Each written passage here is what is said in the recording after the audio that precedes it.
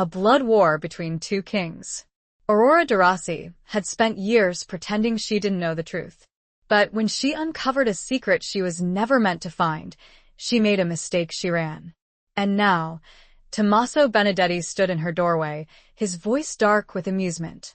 "You should have known better, Dulcezza," he murmured. "Because now you're mine." Chapter 1. The Ghost of Villa Emilia. The chill of the pre-dawn air seeped through the cracks in the ancient stone walls of Villa Emilia, a familiar discomfort that Aurora Darasi had grown accustomed to over the years. It was a coldness that mirrored the emptiness she felt inside, a hollowness that had taken root after her husband, Marco, had died 5 years ago. He had been a good man, a kind man if a little distant. Their marriage had been arranged, a union of two powerful families, a bond forged not in love, but in duty. And now, he was gone, leaving her adrift in a sea of whispered secrets and half-truths. Aurora rose from the massive, ornately carved bed, the silk sheets whispering against her skin. She was 62, but the mirror reflected a woman who looked a decade younger, her silver hair a stark contrast to the youthful smoothness of her olive skin. Only the faint lines around her deep brown eyes hinted at the years and the sorrows she had endured. She padded across the cold marble floor to the window, drawing back the heavy velvet curtains. The first hint of dawn was painting the sky a pale, watery gray, casting long, skeletal shadows across the vast, neglected gardens below. Villa Emilia, once the jewel of the Darasi family, was now a crumbling mausoleum, a testament to a bygone era. The gardens, once meticulously manicured, were now overgrown, a tangle of wild roses and creeping ivy. The fountain, a magnificent Baroque creation, was silent, choked with leaves and stagnant water. It was a reflection of her own life, beautiful, but decaying, vibrant, but slowly fading. She turned from the window, her gaze sweeping over the opulent, yet dusty room. Family portraits, generations of Darasis, stared down at her from the walls, their eyes seeming to follow her every move. She could almost hear their whispers, their judgments, their expectations. The Darasi legacy: uphold the family honor, protect the family secrets. These were the mantras she had lived by, the rules that had governed her life. But lately, the whispers had changed. They had become more urgent, more insistent. And they were no longer coming from the portraits. They were coming from within the very walls of the villa itself. It had started subtly a few weeks ago. A misplaced object. A book found open on a page she hadn't read.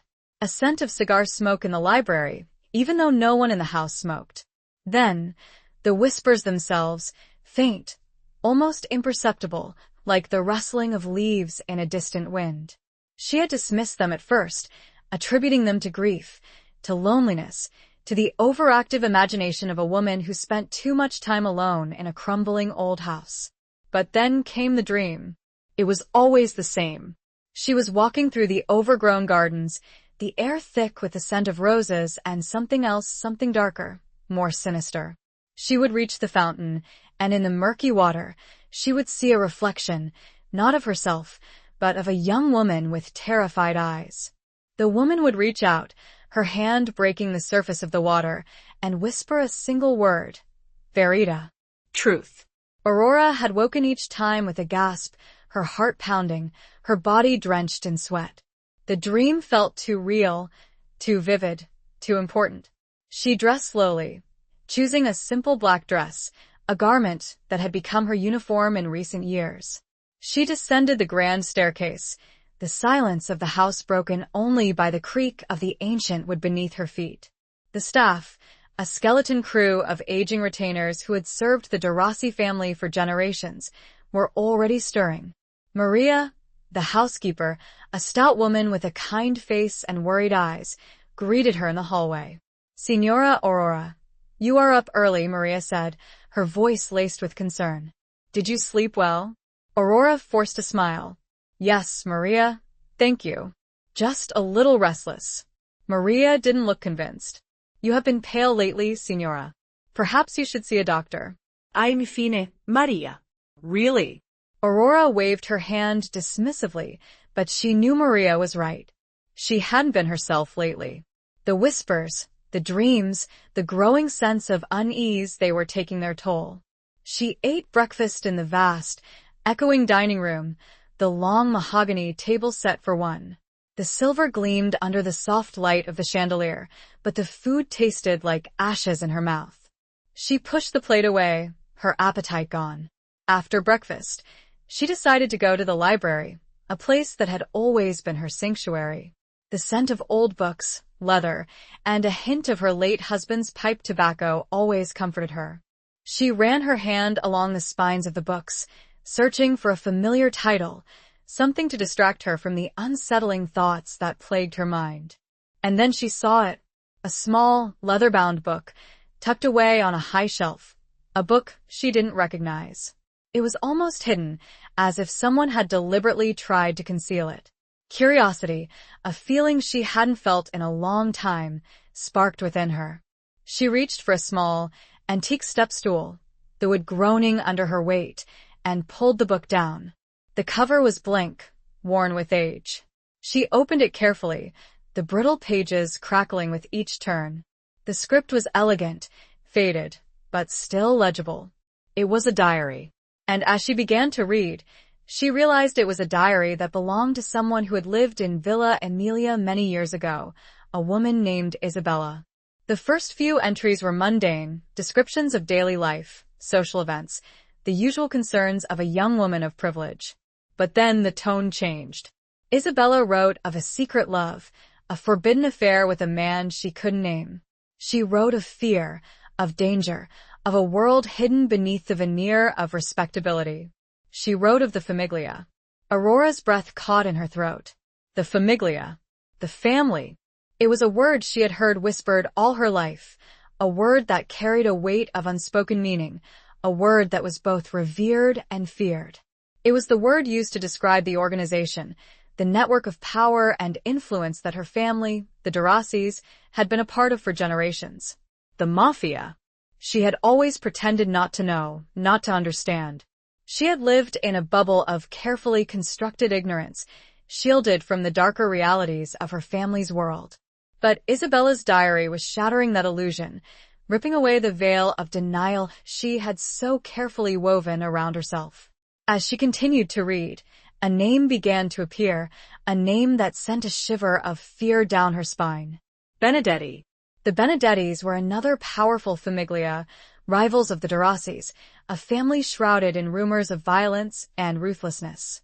Isabella wrote of a growing conflict between the two families, a conflict fueled by betrayal and a thirst for power. And then, the diary entries stopped abruptly.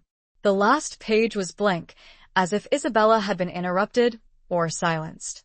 Aurora closed the book, her hands trembling. The whispers, the dreams, the diary, it all pointed to a truth she had spent her life avoiding. A truth about her family, about her husband, about the world she lived in. She knew she should put the diary back, pretend she had never seen it. She should go back to her life of quiet denial, her comfortable ignorance. But she couldn't. Something had shifted within her, a spark of defiance, a yearning for the truth, no matter how dangerous it might be. She rose from her chair, her legs unsteady. She had to know more. She had to find out what happened to Isabella. And she had to uncover the secrets that were buried within the walls of Villa Emilia. The sound of a car pulling up outside, its tires crunching on the gravel driveway, startled Aurora. She placed the diary in a hidden compartment behind a row of books. The sound was not familiar, not one of the usual old cars that the staff or rare vistas drove. This was deeper, a more powerful rumble. A premonition, cold and sharp, pierced through her newfound resolve. Chapter 2. Whispers in the Forgotten Garden. The heavy oak door of the villa creaked open before Aurora could reach it, Maria's usually composed face etched with a mixture of apprehension and forced politeness. Standing in the doorway was a man Aurora had only seen in photographs, a man whose name was spoken in hushed tones, even within the Durasi family, Tommaso Benedetti. He was taller than she expected, his presence filling the entrance hall, casting a shadow that seemed to darken the already dim light. He was dressed impeccably, a dark suit that spoke of understated power. His black hair slicked back, revealing a face that was both handsome and dangerous. His eyes, the color of dark chocolate, held a glint of something that made Aurora's stomach clench. Amusement, perhaps, or something far less benign. "Signora Derasi," he said, his voice a low, resonant rumble that sent a shiver down her spine. "A pleasure to finally meet you." His Italian was flawless, but there was a hint of something else in his accent, a trace of the streets, of a world far removed from the refined elegance of Villa Emilia. He stepped inside, his gaze sweeping over the faded grandeur of the hall, taking in the dusty chandeliers, the worn tapestries, the portraits of her ancestors. He didn't wait for an invitation, a clear indication of his disregard for the usual courtesies. "Signor Benedetti," Aurora replied, her voice surprisingly steady, despite the tremor in her hands. "This is unexpected." He smiled, a slow, deliberate curve of his lips that didn't quite reach his eyes. "Is it? I would have thought you'd be expecting me, Dolcezza." The endearment, so casually spoken, felt like a threat. Aurora stiffened. "I'm afraid I don't understand." He moved closer, his proximity unsettling. She could smell his cologne, a subtle blend of sandalwood and something darker, something that reminded her of the scent she had detected in the library, the scent that had accompanied the whispers. "You found something, didn't you, Aurora?" he said, his voice dropping to a near whisper. "Something that belonged to Isabella." Aurora's heart hammered against her ribs. How could he know? She had told no one about the diary. She had hidden it carefully. "I don't know what you're talking about," she lied, trying to maintain a facade of composure. Tommaso chuckled, a low, throaty sound that sent another shiver down her spine. "Don't insult my intelligence, Dolcezza. We both know you found it." Isabella's diary. A rather revealing document. Wouldn't you agree? He paused, his gaze locking with hers. "You see, Aurora, that diary contains information that could be damaging to both our families. Information that was meant to stay buried." Aurora felt a cold dread seep into her bones. She had stumbled upon something far more dangerous than she had imagined. She was caught in a web of secrets and lies, a web that had been spun decades ago, a web that now threatened to ensnare her. "I don't want any trouble," she said, her voice barely a whisper. Tommaso's smile widened. "Trouble? Oh, Dolcezza, trouble is my business. But I'm not here to cause you trouble. At least, not yet." He reached out, his hand brushing against hers, a fleeting touch that sent a jolt of electricity through her. She flinched, pulling her hand away. "I'm here to offer you a proposition," he continued. "A way out of this predicament." "What kind of proposition?" Aurora asked, her voice trembling. "A simple one, really. You give me the diary, and I'll make sure you're protected. From the consequences of its contents. From the attention of certain individuals who might not be as accommodating as I am." His words were veiled threats, but the underlying message was clear. The diary was a weapon and he wanted it. And he was willing to do whatever it took to get it. "And if I refuse?" Aurora asked, her voice gaining a sliver of defiance. Tommaso's smile vanished, replaced by a look of cold calculation. "Then you'll be on your own, Dolcezza. And believe me, you don't want to be on your own in this world. Not with the secrets you now possess." He turned to leave, pausing at the doorway. "I'll give you some time to think about it. But don't take too long. Time, as they say, is a precious commodity, especially in our line of work." He was gone, leaving Aurora standing alone in the hall, the silence of the villa pressing down on her like a physical weight.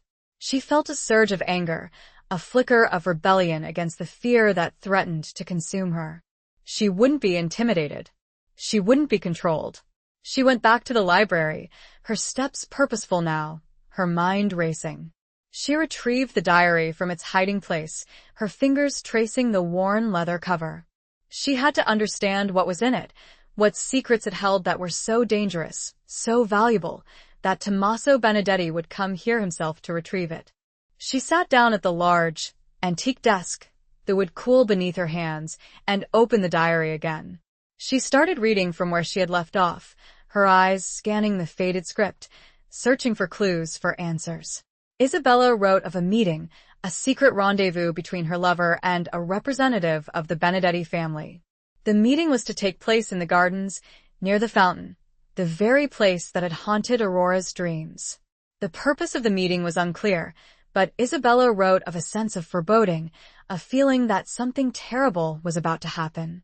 Aurora's gaze drifted towards the window, towards the overgrown gardens, towards the silent fountain.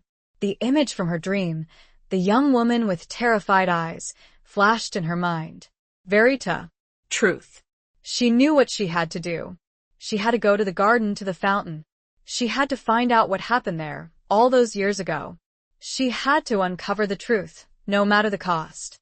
She closed the diary, her heart pounding with a mixture of fear and determination. She rose from her chair, her legs still unsteady, but her resolve firm. She would face the ghosts of Villa Emilia, and she would confront the shadows that had haunted her family for generations. She would walk where Isabella had walked that fateful night. As she headed towards the garden door, she could hear a faint rustle. It was not the wind, but the distinctive whisper that had begun to haunt her in the house. It seemed to be both a warning and an encouragement. This time, however, it wasn't just one word. It was more. Be careful, Aurora. Chapter 3. A legacy etched in shadows. The air in the garden was heavy with the scent of damp earth and decaying leaves, a stark contrast to the stale, musty air of the villa. The overgrown pathways were treacherous, the flagstones uneven and slippery with moss. Aurora picked her way carefully, her senses on high alert, the whispers from the house now replaced by the rustling of leaves and the distant caw of a crow. The fountain, when she finally reached it, was even more desolate than she had imagined.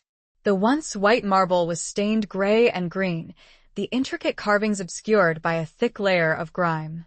The water in the basin was stagnant, a murky brown, reflecting the overcast sky like a clouded mirror. She stood there for a long moment, the silence of the garden pressing down on her, broken only by the beating of her own heart. She closed her eyes, trying to picture the scene as Isabella had described it in her diary. A young woman, beautiful and terrified, waiting for her lover. A meeting, shrouded in secrecy and danger. A betrayal. She opened her eyes, her gaze drawn to a small, almost hidden alcove behind the fountain, a space that had been concealed by a tangle of overgrown vines. She pushed aside the vines, her hands getting scratched by thorns, and stepped into the alcove. It was a small, secluded space, barely large enough for two people. The walls were damp and cold, covered in moss and lichen. And there, etched into the stone, was a single word, amore. Love. Aurora's breath caught in her throat. This was where Isabella had met her lover. This was where their secret romance had blossomed, and, perhaps, where it had ended. She ran her hand over the etched word, her fingers tracing the contours of the letters. She could almost feel Isabella's presence, her fear, her passion, her desperation. And then she saw something else. Beneath the word amore, almost hidden by a patch of moss, was another inscription, smaller, fainter, but still discernible. It was a date. The date of Isabella's last diary entry. The date of her disappearance. Aurora felt a chill run down her spine. This alcove, this forgotten corner of the garden, was more than just a meeting place. It was a tombstone, a silent testament to a tragedy that had occurred decades ago. She knelt down, her fingers scraping away the moss, revealing more of the stone beneath. And there, beneath the date, was another inscription, a single initial. T. Tommaso? Could it be?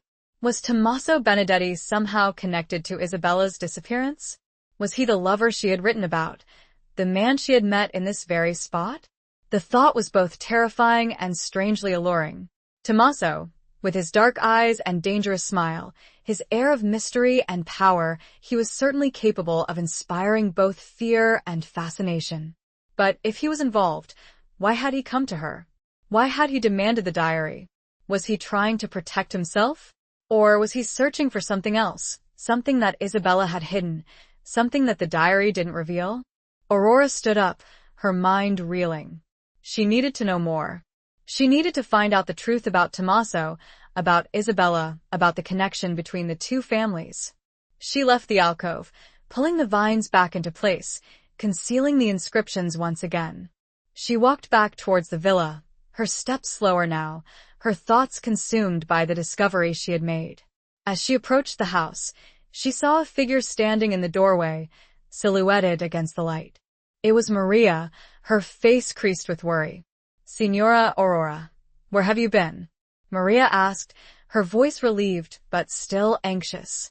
"I was worried. Signor Benedetti, he left a message." Aurora's heart skipped a beat. "What did he say?" He said he would be back. Tomorrow. And that you should have your answer ready for him." Maria hesitated, her eyes searching Aurora's face. "Signora, is everything all right? You look different." Aurora forced a smile. "Ai fine, Maria." "Just thinking." She went inside, leaving Maria standing in the doorway, her worried gaze following her. She went back to the library, the diary still clutched in her hand. She sat down at the desk, her mind racing. She had a decision to make. She could give Tommaso the diary and hope that he would keep his promise to protect her. Or she could refuse and face the consequences. But there was a third option, an option that was both risky and potentially rewarding. She could use the diary, not as a bargaining chip, but as a weapon. She could uncover the truth, expose the secrets, and bring down the house of cards that had been built on lies and betrayal. She opened the diary again, her eyes scanning the pages, searching for any clue, any hint that might help her unravel the mystery. She read about Isabella's growing fear, her suspicions about her lover, her doubts about the future. And then she found it, a small, almost insignificant detail, buried in a paragraph about a social gathering. Isabella wrote about a gift, a watch, that her lover had given her. A vintage watch, with a unique inscription on the back. An inscription detrid. Sempre il mio cuore. Always my heart. Aurora's breath caught in her throat. A watch.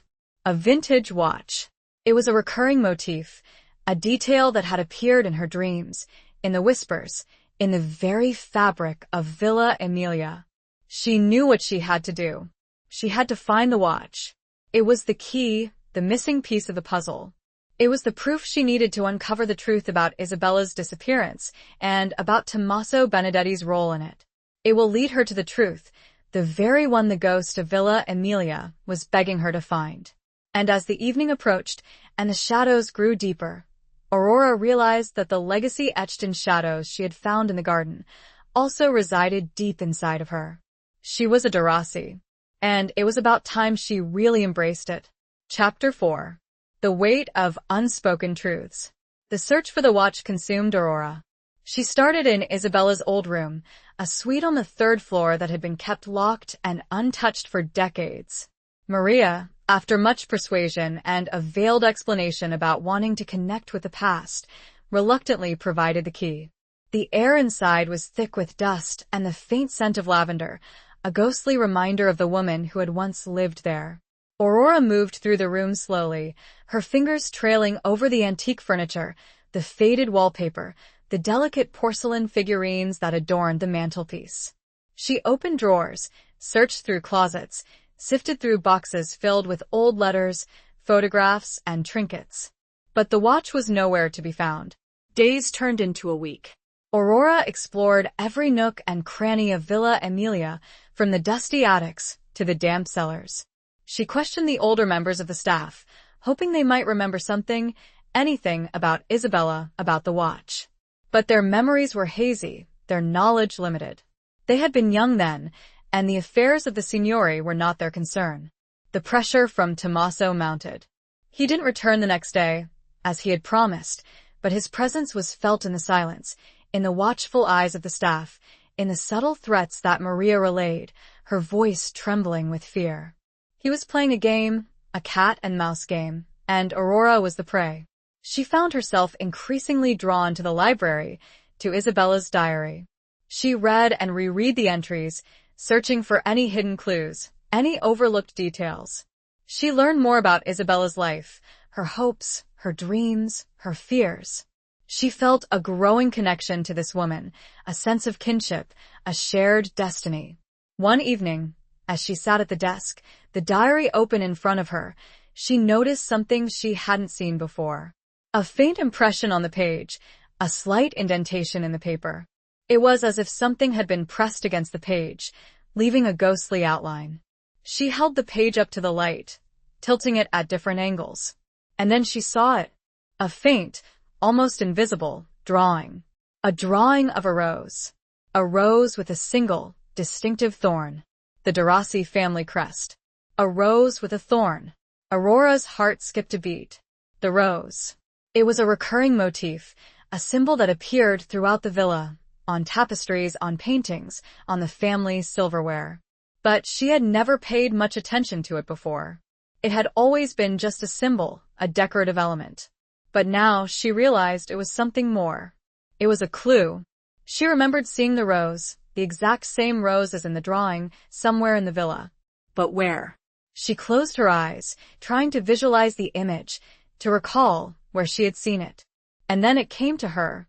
The garden. The alcove behind the fountain. The inscription Amore. She rose from her chair, her legs unsteady. She had to go back to the garden, to the alcove. She had to see if the rose was there. It was late, the moon hidden behind a thick layer of clouds, casting the garden in an eerie darkness. Aurora carried a lantern, the flickering flame casting dancing shadows on the overgrown pathways. She reached the fountain, the water in the basin reflecting the faint light, creating a distorted, ghostly image. She pushed aside the vines, stepping into the alcove. The air was cold and damp, the silence broken only by the rustling of leaves. She held the lantern high, the light illuminating the walls. And there it was. Beneath the inscription Amore, beneath the date of Isabella's disappearance, beneath the initial T, was the rose. The Darasi rose, with its single, distinctive thorn.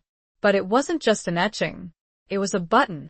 A hidden button, cleverly disguised as part of the stone carving. Aurora's heart pounded in her chest. She reached out, her finger trembling, and pressed the button.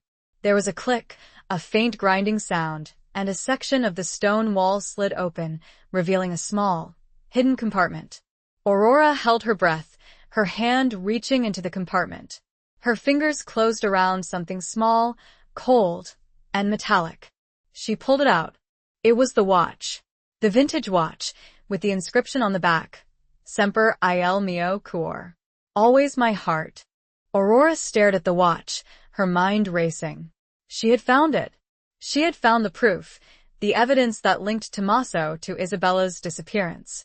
But as she held the watch, she felt a sudden wave of sadness, a deep sense of loss. This watch, this beautiful, delicate object, was a symbol of a love that had been destroyed, a life that had been cut short. And she knew, with a chilling certainty, that Tommaso was not Isabella's lover. He was her killer. The initial T didn't stand for Tommaso. It stood for his father, Tiberio Benedetti, the former head of the Benedetti family, a man known for his ruthlessness and his insatiable hunger for power. Isabella had discovered the truth of his ambitions, of his plan that would elevate the Benedettis and eliminate the Darasis. The watch confirmed it all. The weight of the unspoken truths, the secrets that had been buried for decades, pressed down on her. She was no longer just a grieving widow, a woman living in the shadow of her family's past. She was a player in a deadly game, a game that had claimed Isabella's life and now threatened her own. She knew she had to be strong, that she had to make a plan. She closed the compartment, pushing the stone wall back into place, concealing the watch once again. As she turned to leave the alcove, she caught movement from the corner of her eye. Her lantern had almost died out and cast the faintest of lights ahead. But it was enough. There, at the entrance to the garden, stood a dark silhouette. She knew that shape, the broad shoulders, the powerful stance. Tommaso had arrived. Chapter 5. Echoes of a distant thunder. Looking for something, Dolcezza? Tommaso's voice, smooth as silk and laced with a subtle menace, cut through the silence of the garden. Aurora turned slowly, clutching the lantern tighter, its flickering flame casting dancing shadows that played across his face, highlighting the hard lines of his jaw and the glint in his dark eyes. He had moved with a surprising silence, a predator stalking its prey. "I could ask you the same question," Aurora replied, her voice surprisingly steady, despite the tremor that ran through her. She had anticipated this confrontation, had steeled herself for it, but the reality of his presence, the sheer power he exuded, was still unnerving. He stepped closer, his movements fluid and graceful, like a panther approaching its kill. The scent of his cologne, that familiar blend of sandalwood and something darker, filled the air, a subtle reminder of the danger he represented. "I think we both know what I'm looking for," he said, his gaze fixed on her unwavering. "The diary. And anything else Isabella might have left behind. And what makes you think I have it?" Aurora challenged, playing for time, trying to gauge his intentions. He smiled, a slow, predatory curve of his lips that didn't reach his eyes. "Let's not play games, Aurora. I know you found it. I know you've been searching for something. Something that could expose certain truths." He paused, his gaze drifting towards the alcove, towards the hidden compartment where the watch was concealed. Isabella was a curious woman, too curious for her own good. Aurora's heart pounded against her ribs. He knew. He knew about the alcove, about the watch. But how? "I don't know what you're talking about," she repeated, her voice weaker now, her facade of composure crumbling. Tommaso chuckled, a low, throaty sound that sent a shiver down her spine. "You're a terrible liar, Dulcezza. But that's all right. I admire your spirit, your defiance." He reached out, his hand brushing against her cheek, a fleeting touch that sent a jolt of electricity through her. She flinched, pulling away from him. "Don't touch me," she said, her voice trembling with anger and fear. His smile widened. "As you wish. But I'm afraid I can't let you leave, Aurora. Not until I have what I came for." He moved closer, his body blocking her path, trapping her between him and the fountain. She could feel his breath on her face, his presence overwhelming. "What are you going to do?" she asked, her voice barely a whisper. "That depends on you, Dulcezza," he replied, his voice soft, almost seductive. "You can cooperate. Give me the diary, tell me what you know, and I'll make sure you're protected. Or you can resist and face the consequences." His words were a veiled threat, but the underlying message was clear. He was willing to use force, to do whatever it took to get what he wanted. Aurora looked at him, her eyes filled with a mixture of fear and defiance. She had a choice to make. She could surrender and hope that he would keep his word, or she could fight and risk everything. She thought of Isabella, of the young woman who had died in this very garden, her life cut short by the greed and ambition of the Benedetti family. She thought of the watch, the symbol of a love that had been betrayed, a truth that had been silenced. And she knew she couldn't surrender. She couldn't let Tommaso win. She couldn't let Isabella's death be in vain. "I won't give you anything," she said, her voice gaining strength, her resolve hardening. "I won't let you get away with this." Tommaso's smile vanished, replaced by a look of cold fury. "Then you leave me no choice, Dulcezza." He lunged at her, his hand reaching for her throat. Aurora reacted instinctively, swinging the lantern, hitting him across the face. The glass shattered, the flame extinguished, plunging them into darkness. She stumbled back, her heart pounding, her breath coming in ragged gasps. She could hear him moving, his footsteps heavy on the flagstones, his breathing harsh and angry. She turned and ran, blindly, through the darkness, her only guide the faint outline of the trees against the sky. She could hear him pursuing her, his voice a low growl, his footsteps gaining on her. She reached the edge of the garden, the villa looming in the distance, a faint glimmer of light in the windows. She stumbled, falling to her knees, her hands scraping against the rough stone. She looked up and saw him standing over her, his face a mask of rage, his eyes glinting in the darkness. "It's over, Aurora," he said, his voice cold and devoid of emotion. "You should have known better than to cross me." He reached down, his hand grabbing her arm, his grip like a vice. She struggled, trying to break free, but his strength was too great. He pulled her to her feet, his face inches from hers. She could smell the scent of his cologne, mixed with the metallic tang of blood, his blood, from the cut on his face where the lantern had struck him. "Where is it?" he demanded, his voice a low growl. "Where is the watch?" Aurora's mind raced. She had to think fast. She had to find a way to escape. And then she remembered. The storm.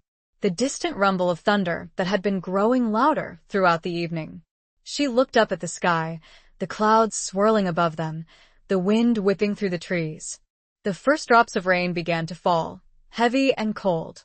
"It's in the villa," she lied, her voice trembling. "In the library, hidden in a secret compartment." Tommaso hesitated, his gaze searching her face, trying to determine if she was telling the truth. "Show me," he said, his grip tightening on her arm. He dragged her towards the villa, the rain falling harder now, soaking them to the bone. The wind howled, the thunder crashed, the lightning illuminated the sky, revealing the fury on his face. As they approached the villa, Aurora saw her chance. A large, ancient oak tree stood near the entrance, its branches swaying wildly in the wind. She waited for the right moment, timing it perfectly with a deafening clap of thunder. As the lightning flashed, illuminating the scene, she slammed her elbow into his ribs, breaking his grip. She turned and ran, not towards the villa, but towards the oak tree. She reached the tree, her hands scrambling for purchase on the rough bark. She began to climb, her movements desperate, fueled by adrenaline. She could hear Tommaso shouting, his voice filled with rage, but the sound was drowned out by the storm. She climbed higher, the wind tearing at her clothes, the rain blinding her. She reached a thick branch, high above the ground, and pulled herself onto it. She lay there, panting, her body trembling, her heart pounding like a drum. She had escaped, she had risked it all, and now the thunder was not just an echo of the storm, but also of the chase she had instigated. This game was no longer just about Isabella, this was about the future, and about Aurora making sure that the Benedettis would not get away with their plan. Chapter 6. The Serpent's Gaze. Hidden amongst the branches of the ancient oak, Aurora watched as Tommaso searched for her, his anger a palpable force that seemed to vibrate through the storm-ravaged garden. He paced like a caged animal, his shouts lost to the wind and thunder, his face a mask of frustrated fury. The rain plastered his hair to his skull, turning his expensive suit into a sodden mess, but his determination remained undeterred. He knew she was close, he could feel it. Aurora shivered, not just from the cold, but from the realization of the precariousness of her situation. She was trapped, exposed, and vulnerable. The storm, which had initially provided her with cover, was now her enemy, threatening to shake her from her precarious perch. She clung to the branch, her muscles aching, her fingers numb with cold. As the storm began to subside, the thunder receding into a distant rumble, Aurora knew she couldn't stay in the tree forever. Tommaso would eventually find her, or she would fall. She needed a plan, a way to escape, to get help. But who could she trust? The staff at Villa Emilia were loyal to the Derossi family, but they were also terrified of the Benedettis. They wouldn't risk their lives to help her. The local police were corrupt, bought and paid for by the powerful families that controlled the region. There was no one she could turn to, except perhaps there was one person. Alessandro Moretti. He was a carabinier, a military police officer, stationed in a nearby town. He was also Marco's cousin, a distant relative, but one who had always been kind to Aurora. He was known for his integrity, his honesty, his refusal to be corrupted by the pervasive influence of the mafia. He was her only hope. But reaching Alessandro would be dangerous. The roads were treacherous, flooded by the storm. And Tommaso was still out there, searching for her. She waited until the rain had stopped completely, the sky clearing to reveal a sliver of moon. She climbed down from the tree, her movements slow and cautious, her body stiff and sore. She landed on the ground with a soft thud, her legs almost giving way beneath her. She crept through the garden, staying in the shadows, avoiding the open pathways. She reached the stables, a dilapidated building at the edge of the property. Marco's old car, a vintage Alfa Romeo, was still there, covered in a thick layer of dust. She found the keys hidden in a drawer in the tack room, her hands trembling as she inserted them into the ignition. The engine sputtered, coughed, and then roared to life, the sound echoing through the stillness of the night. She backed the car out of the stables, her heart pounding in her chest. She drove slowly, carefully, navigating the flooded roads, the headlights cutting through the darkness. She had to reach Alessandro. She had to tell him everything. As she drove, she kept glancing in the rearview mirror, expecting to see Tommaso's car behind her, its headlights bearing down on her. But the road remained empty. She reached the outskirts of the town, the lights of the Carabinieri station a welcome sight in the distance. She pulled up to the entrance, her hands shaking so badly she could barely turn off the engine. She stumbled out of the car, her legs weak, her body aching. She walked towards the entrance, the night watchman, a young officer with a surprised expression, recognizing her. Signora De Rossi? What are you doing here? Is everything all right? I need to see Alessandro Moretti, Aurora said, her voice hoarse and trembling. It's urgent. The officer hesitated, his eyes scanning her disheveled appearance, her soaked clothes, her bruised face. He saw the desperation in her eyes, the fear that radiated from her. He's not on duty tonight, Signora, he said, his voice hesitant. But I can call him. Wait here. He disappeared inside, leaving Aurora standing in the entrance, her body swaying with exhaustion. She leaned against the wall, closing her eyes, trying to gather her strength. A few minutes later, the officer returned, followed by Alessandro Moretti. He was a tall, imposing man with a strong jaw and piercing blue eyes, a stark contrast to the dark eyes of most of the men in her world. He looked surprised, concerned, his gaze taking in her appearance. Aurora? What happened? Are you hurt? He rushed towards her, his hands reaching out to steady her. She leaned into him, her body trembling, her tears finally falling. Tommaso, he tried to kill me, she stammered, her voice choked with sobs. He's after the diary, Isabella's diary, and the watch. Alessandro's expression hardened, his eyes narrowing. He knew about the diary, about the rumors, about the long-standing feud between the De Rossis and the Benedettis. He had always suspected there was more to the story, a darker truth hidden beneath the surface. Tell me everything, he said, his voice firm, reassuring. From the beginning. Aurora took a deep breath, trying to compose herself. She told him everything, starting with the whispers, the dreams, the discovery of the diary, the encounter with Tommaso, the search for the watch, the escape from the garden. Alessandro listened intently, his face a mask of grim determination. He asked questions, clarifying details, piecing together the puzzle. As Aurora spoke, she felt a sense of relief wash over her. She was no longer alone. She had someone she could trust, someone who would help her. We have to stop him, Alessandro, she said, her voice filled with urgency. He's dangerous. He won't stop until he gets what he wants. Alessandro nodded, his gaze firm. I know. And we will. I promise you, Aurora. We will stop him. He put his arm around her, drawing her close, offering her comfort and protection. She leaned into him, her body relaxing, her fear subsiding. He made some calls. Spoke in hushed, urgent tones. She understood only some of it, but she heard the authority in his voice and felt a flicker of hope. She knew this was dangerous, but she trusted him. He might not have been part of her world, but he was family. And family mattered, even when, especially when, that family was embroiled in the darkness of the mafia. Aurora, you cannot go back there, he said, after a short while, his voice heavy with a decision. But the villa, Aurora started, is not safe anymore. Tommaso has the serpent's gaze. He will be watching, waiting. We need a plan. He interrupted, not unkindly. He had made his decision. He would protect her.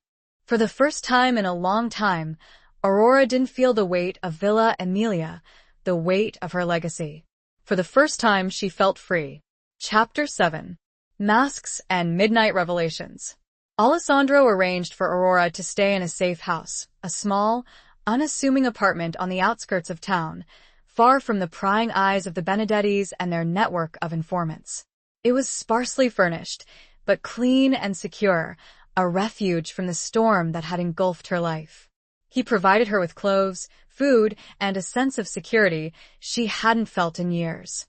He visited her every day, updating her on the progress of his investigation, sharing his plans, seeking her input. He treated her as an equal, a partner, not just a victim in need of protection. He listened to her concerns, her fears, her insights. He valued her knowledge of the de Rossi family, her understanding of the intricate web of relationships and rivalries that define their world. Aurora, in turn, began to open up to Alessandro, sharing her memories of Marco, her life at Villa Emilia, the secrets she had kept hidden for so long. She told him about her arranged marriage, her loneliness, her growing sense of unease about her family's affairs. She confessed her guilt, her regret, for not questioning things sooner, for not confronting the truth until it was almost too late. Alessandro listened patiently, offering her comfort and understanding, never judging her, never condemning her. He saw the strength beneath her vulnerability, the resilience that had allowed her to survive in a world of violence and betrayal. He admired her courage, her determination to uncover the truth, to bring justice to Isabella, to protect her family's legacy, even if it meant destroying the very foundations upon which it was built. As they worked together, a bond formed between them, a connection built on trust, respect, and a shared sense of purpose. It was a different kind of relationship than she had ever experienced before, a relationship free from the constraints of family duty, social expectations, and unspoken secrets. It was a relationship based on honesty, equality, and a genuine desire to help each other. Alessandro's investigation was progressing slowly, hampered by the lack of cooperation from the local authorities, the fear of witnesses, the pervasive influence of the Benedetti family. But he was meticulous, persistent, determined to uncover the truth, no matter how long it took. He discovered that Tiberio Benedetti, Tommaso's father, had indeed been involved in Isabella's disappearance. He had orchestrated a plot to eliminate the de Rossi family, to seize their assets, to consolidate his power. Isabella had discovered his plan, and he had silenced her, making it look like an accident, a tragic drowning in the villa's fountain. But there was more to the story. Alessandro learned that Marco, Aurora's late husband, had also been involved, albeit unknowingly. He had been used by Tiberio, manipulated into providing information, into facilitating the plot. He had been a pawn in a deadly game, a victim of his own naivete and his blind trust in his family's allies. Aurora was devastated by this revelation. She had always believed Marco to be a good man, a kind man if a little distant. She had never suspected his involvement in such a dark and treacherous affair. "I don't understand," she said, her voice trembling, her eyes filled with tears. "Why would he do that? Why would he betray his own family?" "He didn't know, Aurora," Alessandro said, his voice gentle, compassionate. "He was tricked. Tiberio was a master manipulator, a skilled liar. He used Marco's trust, his loyalty, against him. But why didn't he tell me?" Aurora asked, her voice choked with sobs. "Why did he keep it a secret?" "He was probably ashamed," Alessandro said.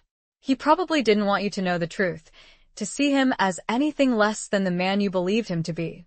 Aurora wept, mourning not only for Marco, but for the life they could have had, the love that had been tainted by betrayal and deceit.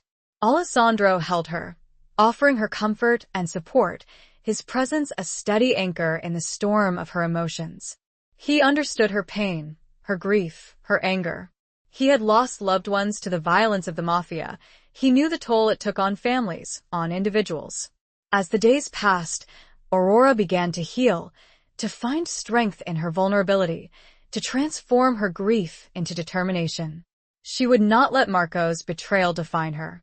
She would not let Tiberio's crimes go unpunished. She would fight for justice, for truth, for the future. One evening, Alessandro came to the safe house with news. He had found a witness, a former member of the Benedetti family who had turned against them, who was willing to testify about Tiberio's crimes. "It's a breakthrough, Aurora," he said, his eyes shining with excitement. "We finally have the evidence we need to bring Tommaso and his family to justice." But there was a problem. The witness was in hiding, terrified of the Benedettis, unwilling to come forward unless he was guaranteed protection. "We need to get him to a safe place," Alessandro said. "A place where Tommaso can't reach him." Aurora knew what he was thinking. Villa Emilia. It was a risky plan, but it was also the only option. The villa was isolated, secluded, surrounded by high walls and locked gates. It was a fortress, a place where they could protect the witness, where they could prepare for the final confrontation. "It's dangerous, Alessandro," Aurora said, her voice filled with concern. "Tommaso will be expecting us. He'll be watching." "I know," Alessandro said, his gaze firm. "But we have no choice. We have to do this." He looked at her, his eyes filled with a mixture of determination and something else. Something that made her heart skip a beat. "Are you ready, Aurora?" he asked, his voice soft, almost a whisper. Aurora nodded, her own gaze locking with his. She was ready. She was no longer the grieving widow, the frightened woman hiding in the shadows. She was a warrior, a survivor, a Derossi. And she would face Tommaso one last time. She would face him in the place where it all began, where Isabella drew her last breath. Midnight would be the time. The revelations, the unmasking. It was all coming to a head. Chapter 8. Beneath the Veil of Civility. The return to Villa Emilia was a surreal experience for Aurora. The once familiar surroundings now felt alien, hostile, imbued with a sense of menace that she had never noticed before. The grand facade, the opulent interiors, the sprawling gardens all seemed to whisper secrets, to conceal dangers, to mock her former naivete.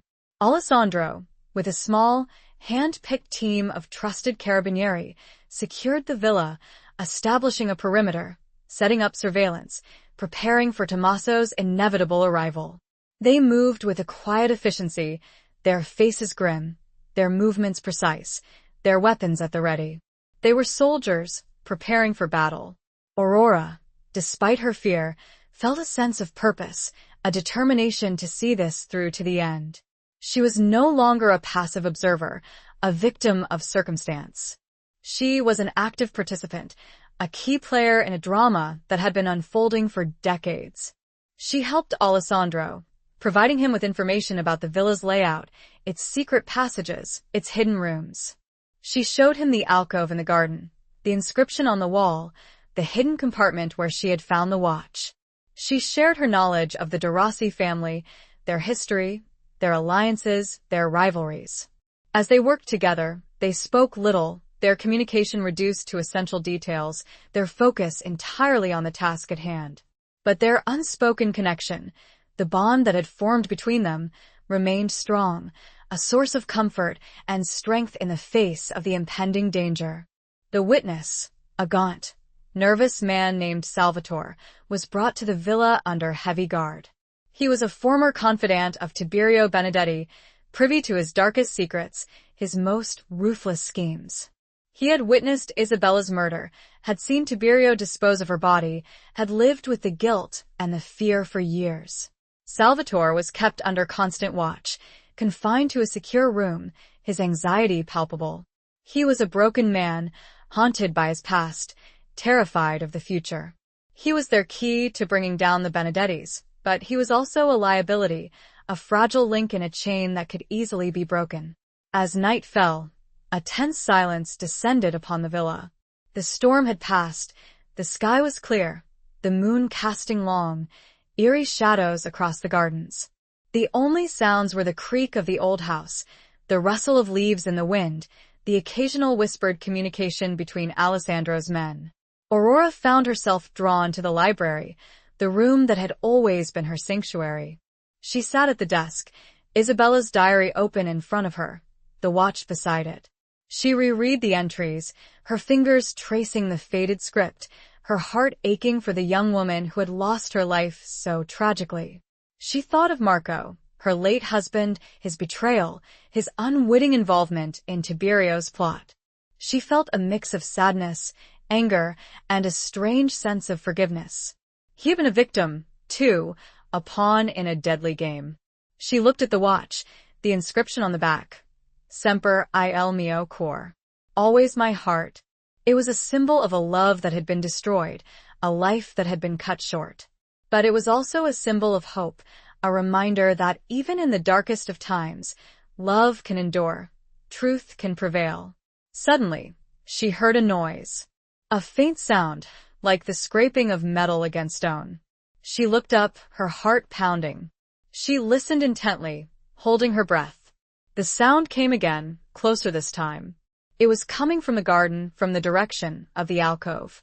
She knew, with a chilling certainty, that Tommaso had arrived. She rose from her chair, her legs unsteady.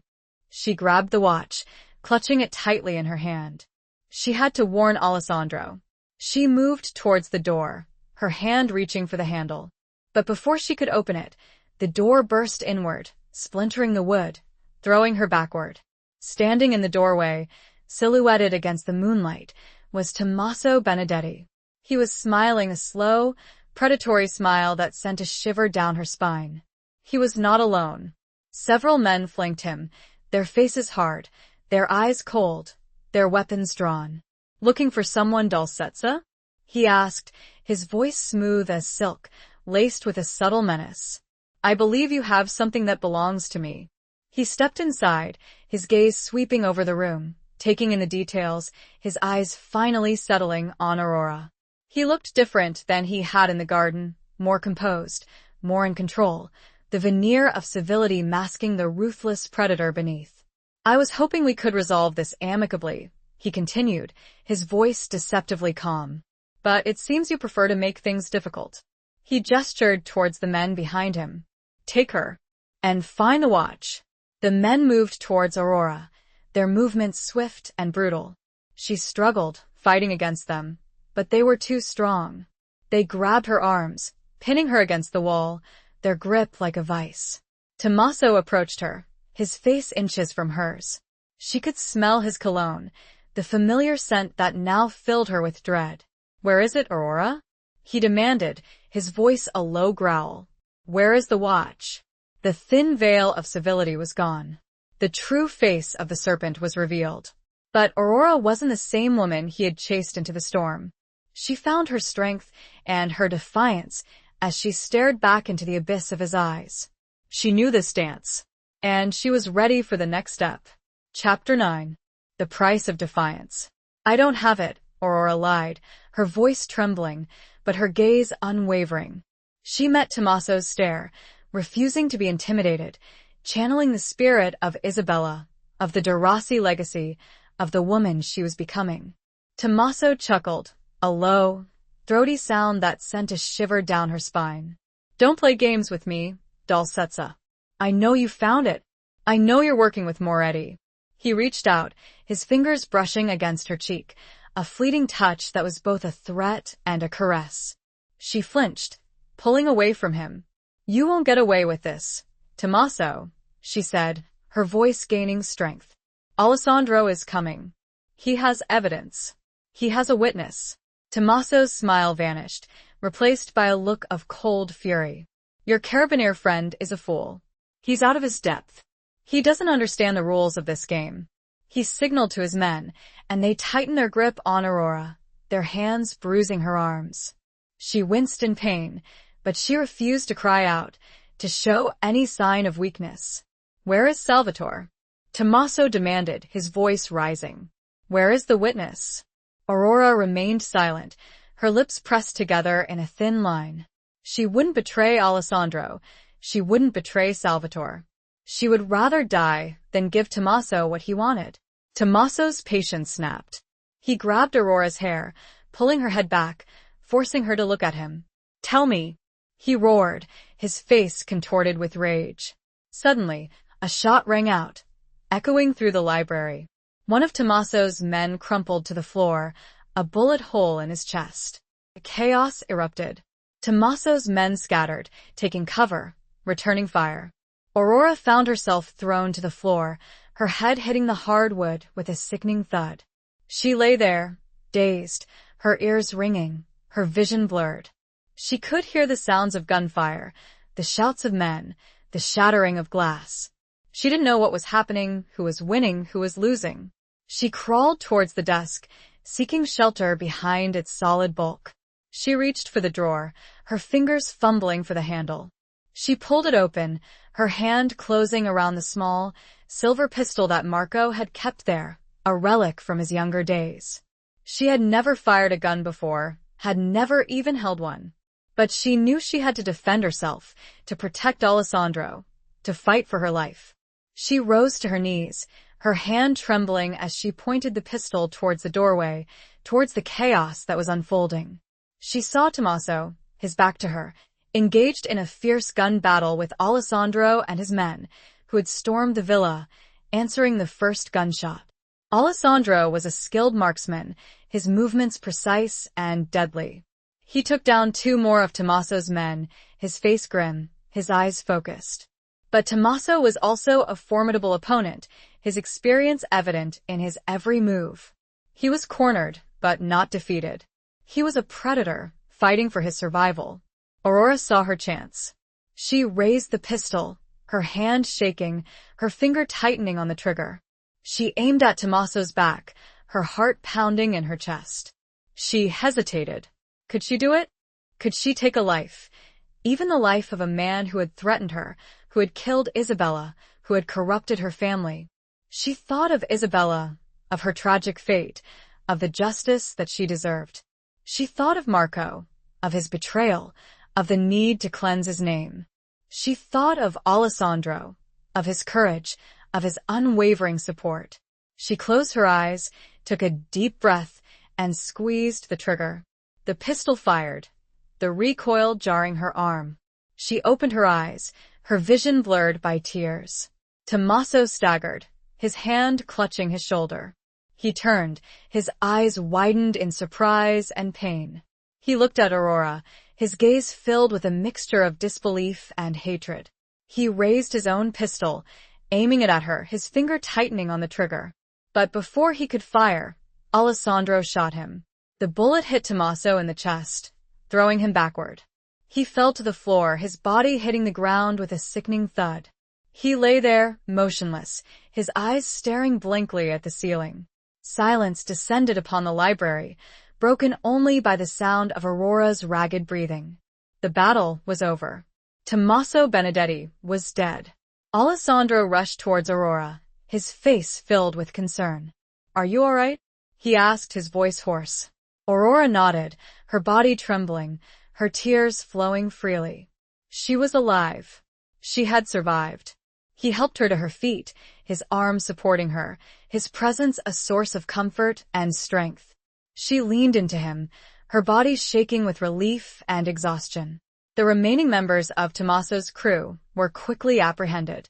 Salvatore, shaken but unharmed, was escorted from his room. He looked at Aurora with gratitude and a flicker of hope in his weary eyes. As the police secured the scene and the paramedics tended to the injured, Aurora looked down at Tommaso's lifeless body. She felt no satisfaction, no sense of triumph, only a profound sadness, a deep sense of loss. A life had been taken, a cycle of violence had been perpetuated. The price of her defiance, the price of his ambition, was paid in full and in blood. Chapter 10. Scars of the Past. The aftermath of the confrontation at Villa Emilia was a whirlwind of activity.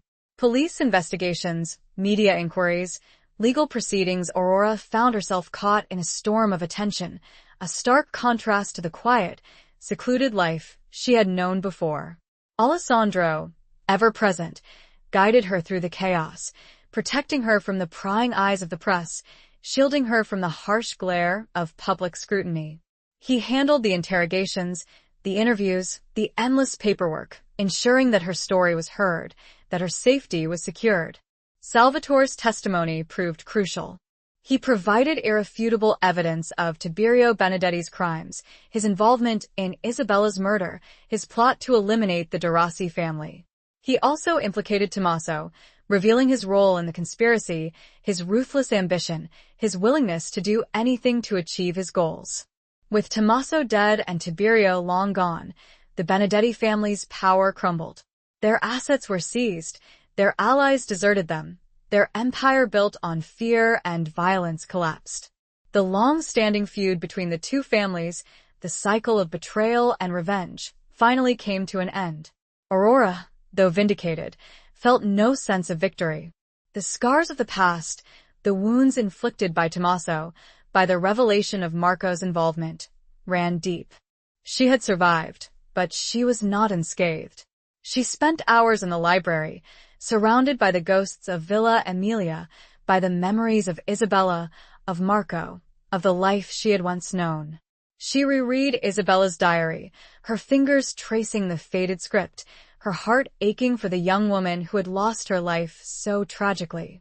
She found a measure of solace in Alessandro's presence, in his unwavering support, in his quiet understanding. He didn't try to erase her pain, to minimize her grief. He simply listened, offered comfort, and allowed her to heal at her own pace. He encouraged her to talk, to express her feelings, to confront the demons that haunted her. He shared his own experiences, his own losses, his own struggles with the darkness of the mafia world. Slowly, gradually, Aurora began to emerge from the shadows. She started to rebuild her life, to find a new purpose, a new direction. She decided to sell Villa Emilia, to sever her ties with the past, to move forward, to create a future free from the weight of her family's legacy. She donated a significant portion of her inheritance to a charity that supported victims of mafia violence, a tribute to Isabella, a way to atone for her family's sins. She also established a foundation in Marco's name, dedicated to promoting education and opportunity for young people in the region, a way to honor his memory, to redeem his name. She found a small apartment in a nearby town, a modest but comfortable space, far from the grandeur and the shadows of Villa Emilia. She started to take walks, to explore the local shops, to connect with the community. She even took a cooking class, learning to prepare traditional Italian dishes, a skill she had never mastered in her former life. One evening, as she was preparing dinner, Alessandro came to visit. He brought a bottle of wine, a bouquet of flowers, and a smile that lit up her heart. "How are you doing, Aurora?" he asked, his voice gentle, concerned. "I'm better," she replied, her voice hesitant, but sincere. "It's still hard, but I'm getting there." They sat at the small kitchen table, sharing the meal, talking about their day, their plans, their hopes for the future. It was a simple, ordinary moment, but it felt profound, meaningful. Alessandro told her about his work, about the challenges he faced, the victories he celebrated. He spoke with passion, with dedication, with a genuine desire to make a difference, to fight for justice, to protect the innocent. Aurora listened, her admiration for him growing with each word. He was a good man, a strong man, a man who had risked his life to save hers. As the evening drew to a close, Alessandro rose to leave. He paused at the door, his hand on the handle. "Aurora," he said, his voice hesitant, his eyes searching hers. I wanted to tell you something." Aurora's heart skipped a beat. She looked at him, her own gaze filled with a mix of anticipation and trepidation. I care about you, Aurora," he continued, his voice soft, almost a whisper.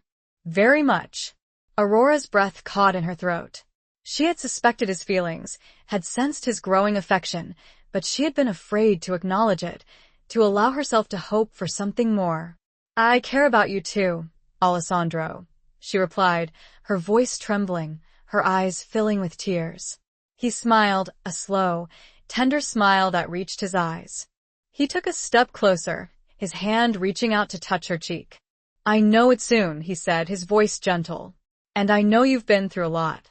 But I was hoping maybe someday. He didn't finish the sentence, but his meaning was clear.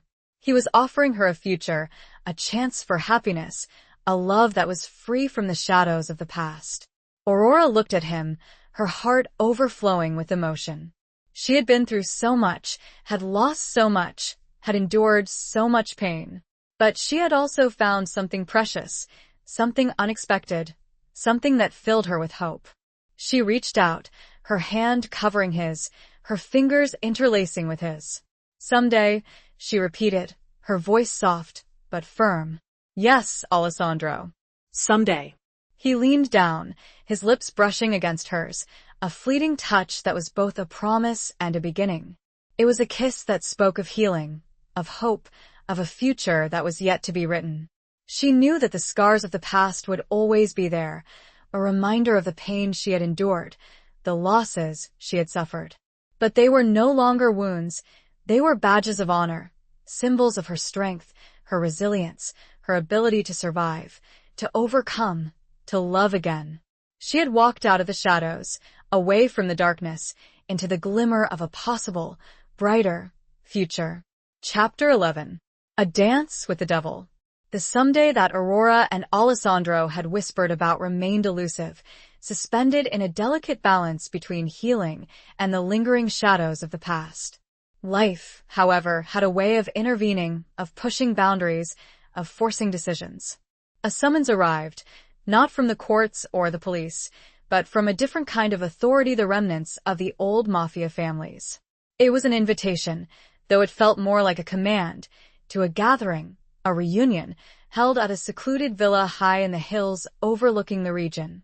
The purpose, ostensibly, was to discuss the future of the community, to establish a new order, a new peace, after the upheaval caused by the Benedetti downfall. Aurora was hesitant, reluctant to re-enter that world, to face the faces that represented everything she was trying to escape. But Alessandro convinced her to go. "It's important, Aurora," he said, his voice firm, his eyes reassuring. "You have a voice, a perspective that needs to be heard. You can influence the future, help shape a new reality, one that is free from the violence and corruption of the past." He also admitted, with a grimace, that his presence was requested as well. The Carabinieri were not to be excluded from this reshaping of power, whether they liked it or not. The old families might be weakened, but they were not gone. The villa was a stark contrast to Villa Emilia. Modern, sleek, minimalist, it lacked the history, the character, the ghosts of the old estate. But the atmosphere was the same, tense, watchful, filled with unspoken threats and hidden agendas. The attendees were a mix of old and new, the aging capi of the remaining families, their younger, more ambitious successors, and a scattering of businessmen whose ties to the underworld were thinly veiled. They greeted Aurora with a mixture of respect and suspicion, their eyes assessing her, calculating her intentions, her potential threat. Alessandro stayed close to her, his presence a silent warning, a protective shield. He introduced her to some of the key players, his tone neutral, his gaze unwavering. He was navigating a treacherous landscape, a minefield of alliances and rivalries. The meeting itself was a carefully choreographed dance, a series of veiled speeches, subtle negotiations, and unspoken agreements. The old capi spoke of tradition, of honor, of respect, while their younger counterparts hinted at modernization, at diversification, at new opportunities. Aurora listened, observed, her mind racing. She recognized the familiar patterns, the old games, the same thirst for power, the same disregard for human life. It was a different facade, a different style, but the underlying reality remained the same. She was called upon to speak, to offer her perspective, to represent the interests of the de Rossi family. She stood, her heart pounding, her voice surprisingly steady. "The de Rossi family is no more," she declared, her words echoing through the silent room. "There is only me, and I have no interest in the old ways, in the violence, in the corruption. I want a future for this community, a future for all of us, that is built on honesty, on justice, on respect for human life." Her words were met with a stunned silence. It was a challenge, a defiance, a rejection of everything the mafia stood for. She had thrown down the gauntlet, declared her independence, her refusal to play their game. A murmur rippled through the room, a mix of anger, surprise, and grudging admiration. Some of the older Capi frowned, their eyes narrowed, their hands tightening into fists. The younger ones, however, seemed intrigued, their gaze assessing her, calculating her potential. One man, in particular, caught her attention. He was younger than most of the others, dressed impeccably in a tailored suit, his dark hair slicked back, his eyes sharp and intelligent. He was introduced as Lorenzo D'Angelo, a rising star in the underworld, a man who represented the new generation of mafia leadership. He approached Aurora after her speech, his smile smooth, his voice charming. "Signora de Rossi, that was impressive," he said, his Italian tinged with a faint American accent. "You have courage. I admire that." "I'm not interested in your admiration, Signor D'Angelo," Aurora replied, her voice cool, her gaze unwavering. "I'm interested in change." He chuckled, a low, throaty sound that sent a shiver down her spine. "Change is inevitable, Signora, but it must be managed. Controlled." "Controlled by whom? Signor D'Angelo?" Aurora challenged. "By you?" He smiled, a slow, predatory smile that didn't reach his eyes. "Perhaps. Or perhaps by us." He gestured towards himself and Aurora, a subtle implication of an alliance, a partnership, a shared future. It was an offer, a temptation, a dance with the devil. Alessandro, who had been observing the exchange, stepped forward, his hand subtly resting on the hilt of his pistol. "Signora de Rossi has made her position clear, D'Angelo," he said, his voice firm, his gaze unwavering. "She's not interested in your offers." D'Angelo's smile vanished, replaced by a look of cold calculation. He looked at Alessandro, his eyes narrowing. "You're interfering in matters that don't concern you, Carabinier," he said, his voice a low growl. "Protecting Signora de Rossi is my concern," Alessandro replied, his voice steady, his hand tightening on his pistol. The tension in the room was palpable, a silent standoff between two powerful forces.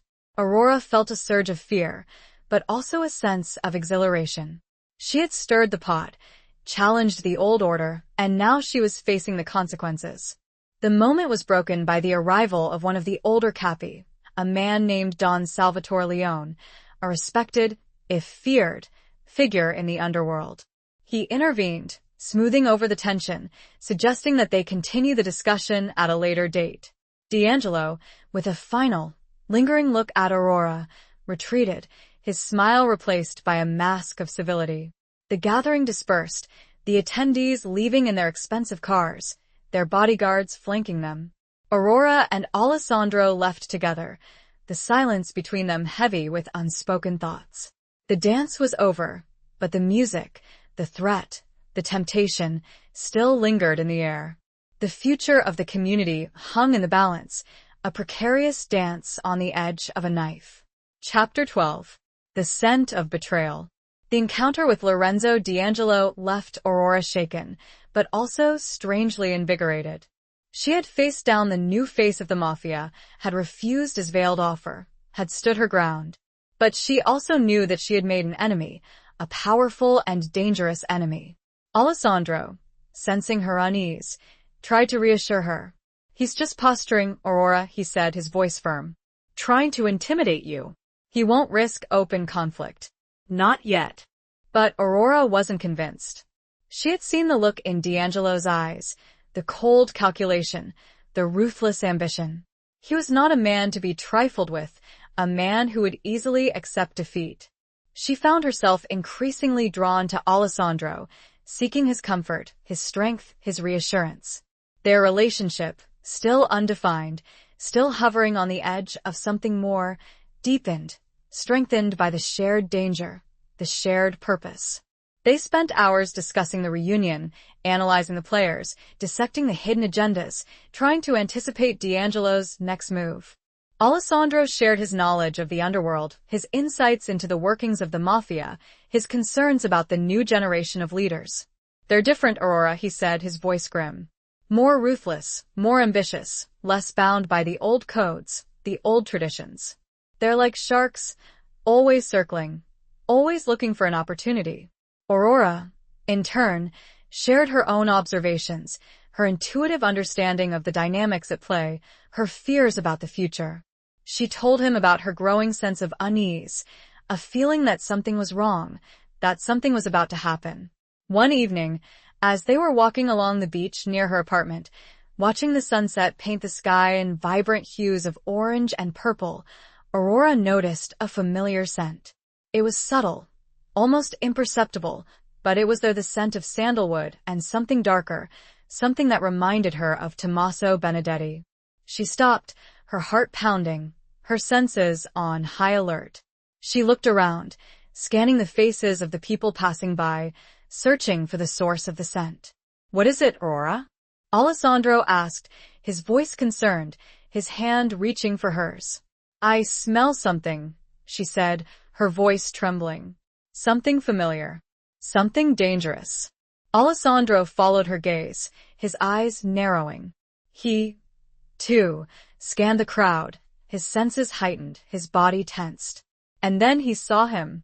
Across the street, standing in the shadows of a building, was a man, his face partially obscured by a hat, his body hidden by a long coat. But Alessandro recognized him. It was one of D'Angelo's men, a man he had seen at the reunion, a man known for his ruthlessness and his loyalty to his boss.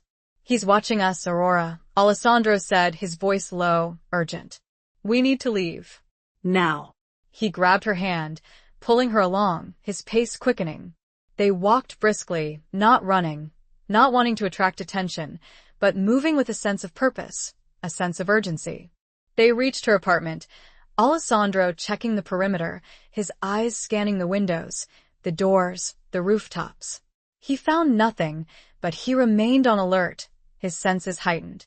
"He's just trying to intimidate you, Aurora," he repeated, his voice trying to sound reassuring, but his eyes betraying his concern. "He wants you to know he's watching. He wants you to be afraid." "I am afraid, Alessandro," Aurora admitted, her voice trembling. "But I'm not going to let him control me. I'm not going to let him win." Alessandro nodded, his gaze firm. "We'll be careful, Aurora. We'll be ready for him."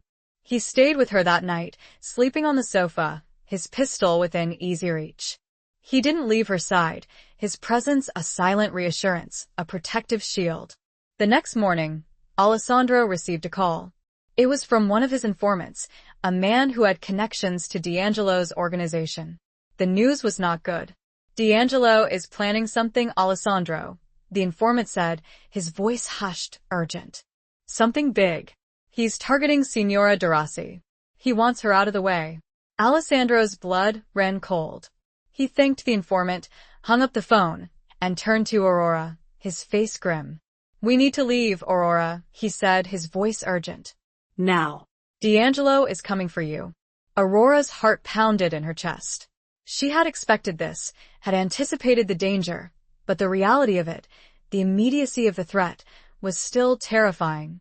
They packed quickly, gathering their essential belongings, preparing to flee. But as they were about to leave, they heard a noise. A faint sound, like the scraping of metal against metal. Alessandro froze, his hand reaching for his pistol. He listened intently, his senses on high alert. The sound came again, closer this time. It was coming from the hallway, from outside her apartment door. Someone was trying to pick the lock. Alessandro moved silently, positioning himself between Aurora and the door, his pistol raised, his finger on the trigger. The lock clicked, the door slowly opened, and a figure stepped inside. It was not D'Angelo. It was not one of his men. It was Salvatore Leone, the old capo, the man who had intervened at the reunion, the man who had supposedly brokered a truce. He was smiling, a slow, chilling smile that sent a shiver down Aurora's spine. "Signora Derossi," he said, his voice smooth, his Italian laced with a subtle menace. "I believe we have some unfinished business."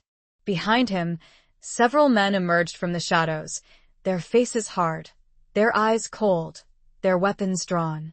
Aurora realized, with a sickening certainty, that she had been betrayed. Not by D'Angelo, but by someone she had thought was an ally, someone she had trusted. The scent of betrayal, far more potent than any cologne, filled the air. She had walked right into a trap, led there by a wolf in sheep's clothing. Don Leon was not a mediator. He was a predator. And he was also the true mastermind. Chapter 13. Broken Vows and Shattered Dreams. Don Leon, Alessandro said, his voice tight, his eyes narrowed, his pistol still raised, but his stance uncertain. He was outnumbered, outgunned, caught in a trap he hadn't anticipated. Carabinier Moretti, Don Leon replied, his voice smooth, almost jovial, as if this were a social call, not a confrontation. So, good of you to join us. I was hoping we could have a chat. About the future. About cooperation. His words were veiled threats, but the underlying message was clear. He wanted Alessandro to stand down, to surrender, to join him, or face the consequences. Aurora, standing behind Alessandro, felt a surge of fear, but also a flicker of defiance. She wouldn't be intimidated. She wouldn't be controlled. She had faced death before, had survived, had fought back. She wouldn't surrender now. What do you want, Don Leon? She asked, her voice surprisingly steady, despite the tremor in her hands. Don Leon turned his gaze to Aurora, his smile widening, revealing a hint of yellowed teeth. My dear Signora Derossi, you have something I need. Something that could disrupt the delicate balance of power. Something that could expose certain truths. He was referring to the watch, to Isabella's diary, to the evidence that could implicate him, could expose his role in the past, his plans for the future. He had orchestrated the entire scenario, had used D'Angelo as a distraction, a pawn in his game. I don't have it, Aurora lied, her voice firm, her gaze unwavering. She met his stare, refusing to be intimidated, channeling the spirit of defiance that had become her shield. Don Leon chuckled, a low, throaty sound that sent a shiver down her spine. Don't insult my intelligence, Signora. I know you found it. I know you're working with Moretti to bring down certain individuals. He gestured towards Alessandro, his smile vanishing, replaced by a look of cold calculation. Your carabinier friend is a problem, Signora. A persistent problem. He needs to be silenced. He signaled to his men, and they tightened their circle around Alessandro and Aurora, their weapons raised, their fingers on the triggers. I'm offering you a choice, Signora. Don Leon continued, his voice soft, almost seductive. Give me the watch, the diary, and I'll let you live. You can walk away from this, start a new life, far from here. Refuse, and well, let's just say that things will get messy. Aurora looked at Alessandro, her eyes filled with a mix of fear and determination. She saw the same emotions reflected in his gaze. They were trapped, outnumbered, outgunned. But they were not defeated. We won't give you anything, Don Leon, Alessandro said, his voice firm, his grip tightening on his pistol. We won't let you get away with this. Don Leon sighed, a theatrical gesture of disappointment. Such a pity. I was hoping we could avoid unpleasantness. But it seems you leave me no choice. He nodded to his men, and they prepared to fire.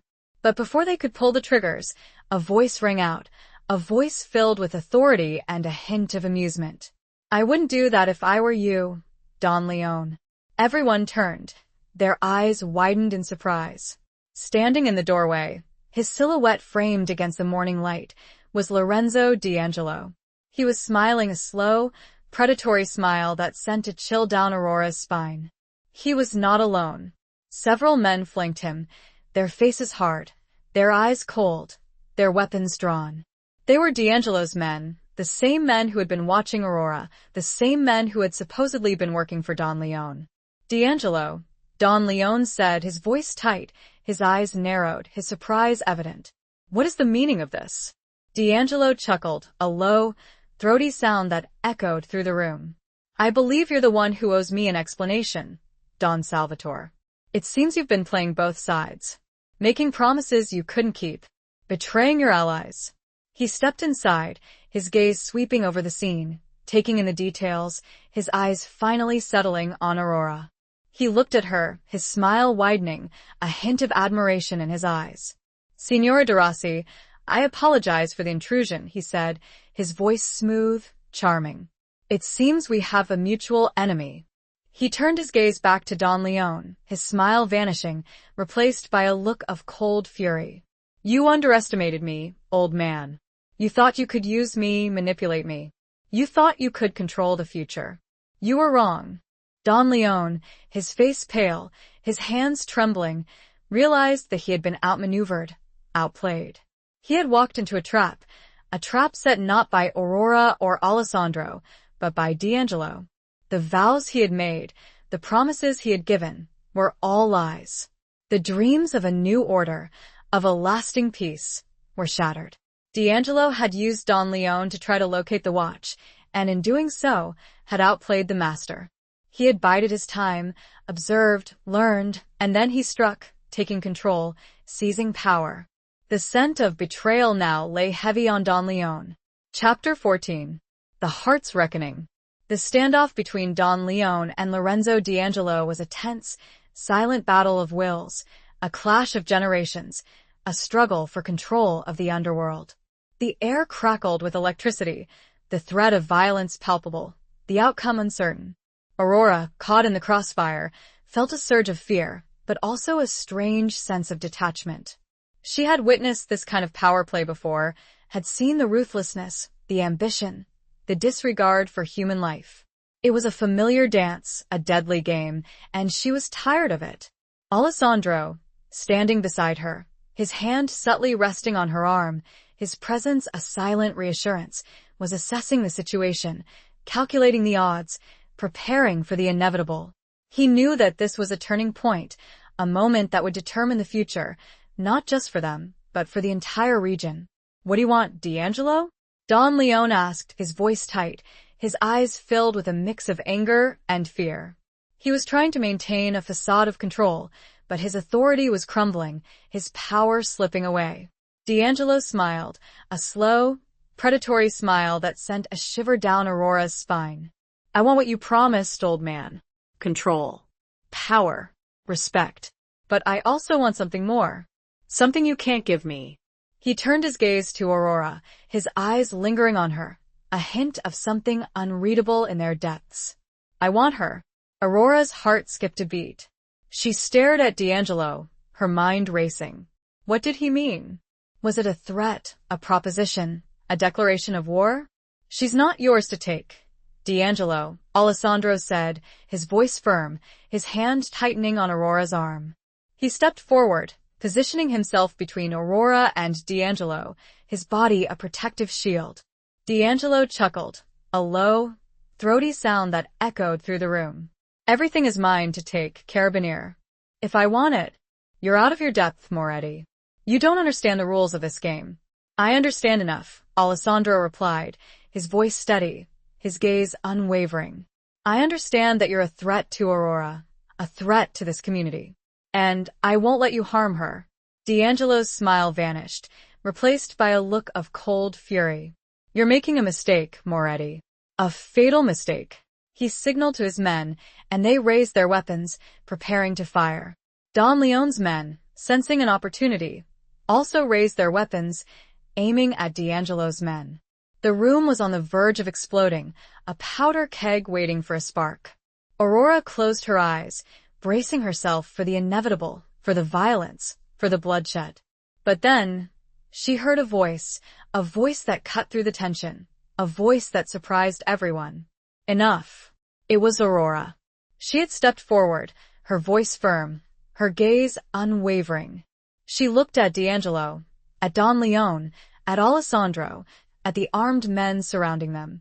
This ends now, she declared, her voice echoing through the room. I'm tired of the violence, the threats, the power plays. I'm tired of living in fear. I'm tired of being a pawn in your games. She turned to D'Angelo, her eyes filled with a mix of defiance and something else. Something that surprised even herself. You want me, D'Angelo? She asked, her voice steady. Then you'll have to earn me. Not with threats, not with violence, but with something more. D'Angelo stared at her, his eyes widened in surprise. He hadn't expected this, hadn't anticipated her challenge, her boldness. What are you proposing, Signora de Rossi? He asked, his voice hesitant, his curiosity piqued. I'm proposing a reckoning, Aurora replied, her voice firm. A reckoning of the heart. A reckoning of the past. A reckoning of the future. She walked towards D'Angelo, her steps slow and deliberate.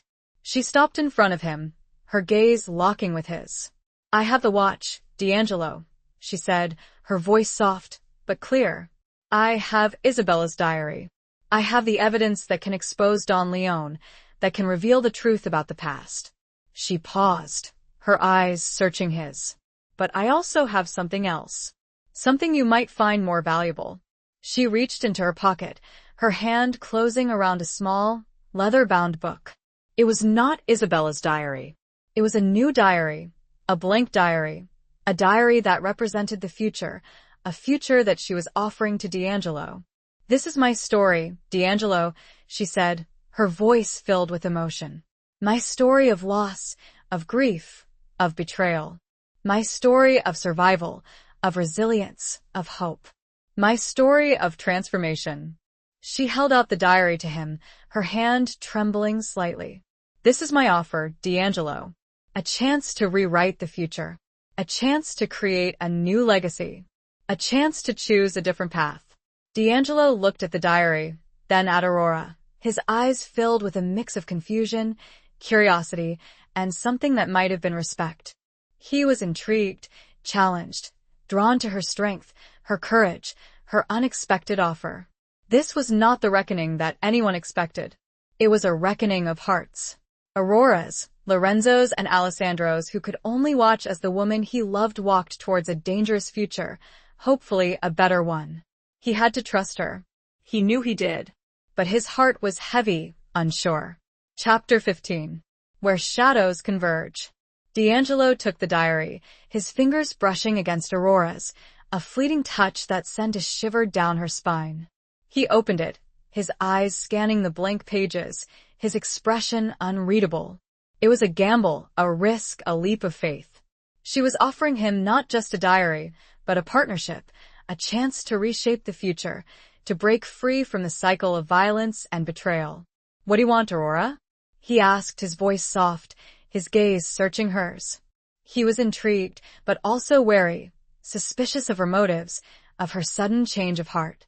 I want peace, D'Angelo, she replied, her voice firm, her gaze unwavering. I want a future for this community that is free from fear, from violence, from corruption. I want a future where the past is acknowledged, but not repeated. I want a future where we can all live without shadows. D'Angelo looked at her, his eyes filled with a mix of skepticism and something else. Something that might have been hope. He saw her strength, her courage, her unwavering determination. He also saw her vulnerability, her pain, her longing for something more. And you think I can give you that? He asked, his voice hesitant, his doubt evident. I think you have the potential, Aurora replied, her voice steady. You're different, D'Angelo. You're not like the others. You have a vision, a desire for something more than just power, more than just control. And what about him? D'Angelo asked, his gaze shifting to Alessandro, who stood silently, his hand still resting on his pistol, his eyes filled with a mix of concern and resignation. He had accepted Aurora's decision, her gamble, but he was still wary, still protective. Alessandro is a good man, Aurora replied, her voice filled with emotion. He's a man of honor, a man of integrity. He's a man who cares about me. But he also understands that this is my choice, my path. D'Angelo looked at Alessandro, his expression unreadable. He saw the silent strength, the unwavering loyalty, the love that was evident in his gaze. He also saw the acceptance, the willingness to let Aurora go, to allow her to choose her own destiny. You're a fool, Carabinier, D'Angelo said, his voice soft, almost respectful. You're letting her walk into the darkness. You're letting her choose me. She's not yours to choose, D'Angelo, Alessandro replied, his voice firm, his gaze unwavering. She chooses herself. And I respect that. D'Angelo turned back to Aurora, his eyes searching hers. And what about Don Leon? He asked, his voice low, his gaze intense. Aurora looked at Don Leon, her expression hardening. He's a relic of the past, she said, her voice cold. A man who clings to power, to violence, to betrayal. He has no place in the future I envision. D'Angelo nodded, his smile returning, a slow, predatory smile that sent a shiver down Aurora's spine. He understood. He accepted. He was ready to play her game, to take her gamble, to rewrite the future. He signaled to his men, and they turned their weapons on Don Leon and his men. The sudden shift in power was palpable, the tension in the room shifting, the balance tilting. Don Leon, his face pale, his hands trembling, realized that he had been outmaneuvered, outplayed, betrayed. He had lost everything. His power, his influence, his future. You can't do this, D'Angelo, he stammered, his voice weak, his authority gone. You're breaking the code. You're betraying your own kind. D'Angelo chuckled, a low, throaty sound that echoed through the room. The code is dead, old man. There is only power. And I have it now. He gave the order, and his men disarmed Don Leon and his men, their movements swift and brutal. The old capo, stripped of his power, his dignity, his future, was a broken man, a relic of a bygone era. The confrontation, the standoff, had ended not in bloodshed, but in a silent, tense transfer of power. Aurora had played her hand, had taken her gamble, and had won. But the game was far from over. She had chosen a new path, a dangerous path, a path that would lead her into the heart of darkness, into a partnership with a man who was both her enemy and her potential savior. The shadows that had always lurked were now converging, but not to smother, but to become the landscape on which Aurora would build. She had stepped into a new, uncertain, but powerful role. Chapter 16. A glimmer of redemption. The transition of power was swift and brutal, a silent coup that reshaped the landscape of the underworld. Don Leon and his loyalists were exiled, stripped of their assets, their influence, their very identities. They vanished into the shadows, their reign of terror ended, their legacy erased. Lorenzo D'Angelo, now the undisputed leader, consolidated his control, establishing a new order, a new set of rules. He was ruthless, efficient, but also surprisingly pragmatic. He understood that the old ways, the violence, the constant feuds, were unsustainable. He sought a different path, a path that blended the traditional power of the mafia with the modern realities of business, of globalization, of legitimacy. Aurora, as his unlikely partner, played a crucial role in this transformation. She used her knowledge of the DeRossi family, her connections, her influence, to smooth the transition, to negotiate alliances, to build bridges between the old and the new. She also used her position to advocate for change, to push for reforms, to steer D'Angelo away from the darkness, towards a more ethical path. She insisted on an end to the violence, on a focus on legitimate businesses, on investment in the community, on creating opportunities for the young, for those who had been marginalized, for those who had been victims of the mafia's past. It was a delicate dance, a constant negotiation, a struggle between two opposing forces. Aurora walked a tightrope, balancing her desire for peace, for justice, for redemption, with the realities of D'Angelo's world, with his ruthless ambition, with his inherent darkness. She knew that she was playing a dangerous game, that she was risking everything, that she could be consumed by the very darkness she was trying to escape. But she was driven by a sense of purpose, a belief that she could make a difference, that she could change the future, that she could create a world where her family's legacy was not one of violence and betrayal, but one of hope and redemption. Alessandro, though initially wary of her alliance with D'Angelo, remained a constant presence in her life, a silent guardian, a trusted advisor. He understood her motives, her desire for change, her belief in the possibility of redemption. He also knew that she was playing a dangerous game, that she was walking a tightrope, that she could fall at any moment. He kept his distance, respecting her choices, but always watching, always ready to intervene, to protect her if necessary. He continued his work as a carabinier, fighting corruption, investigating crime, upholding the law.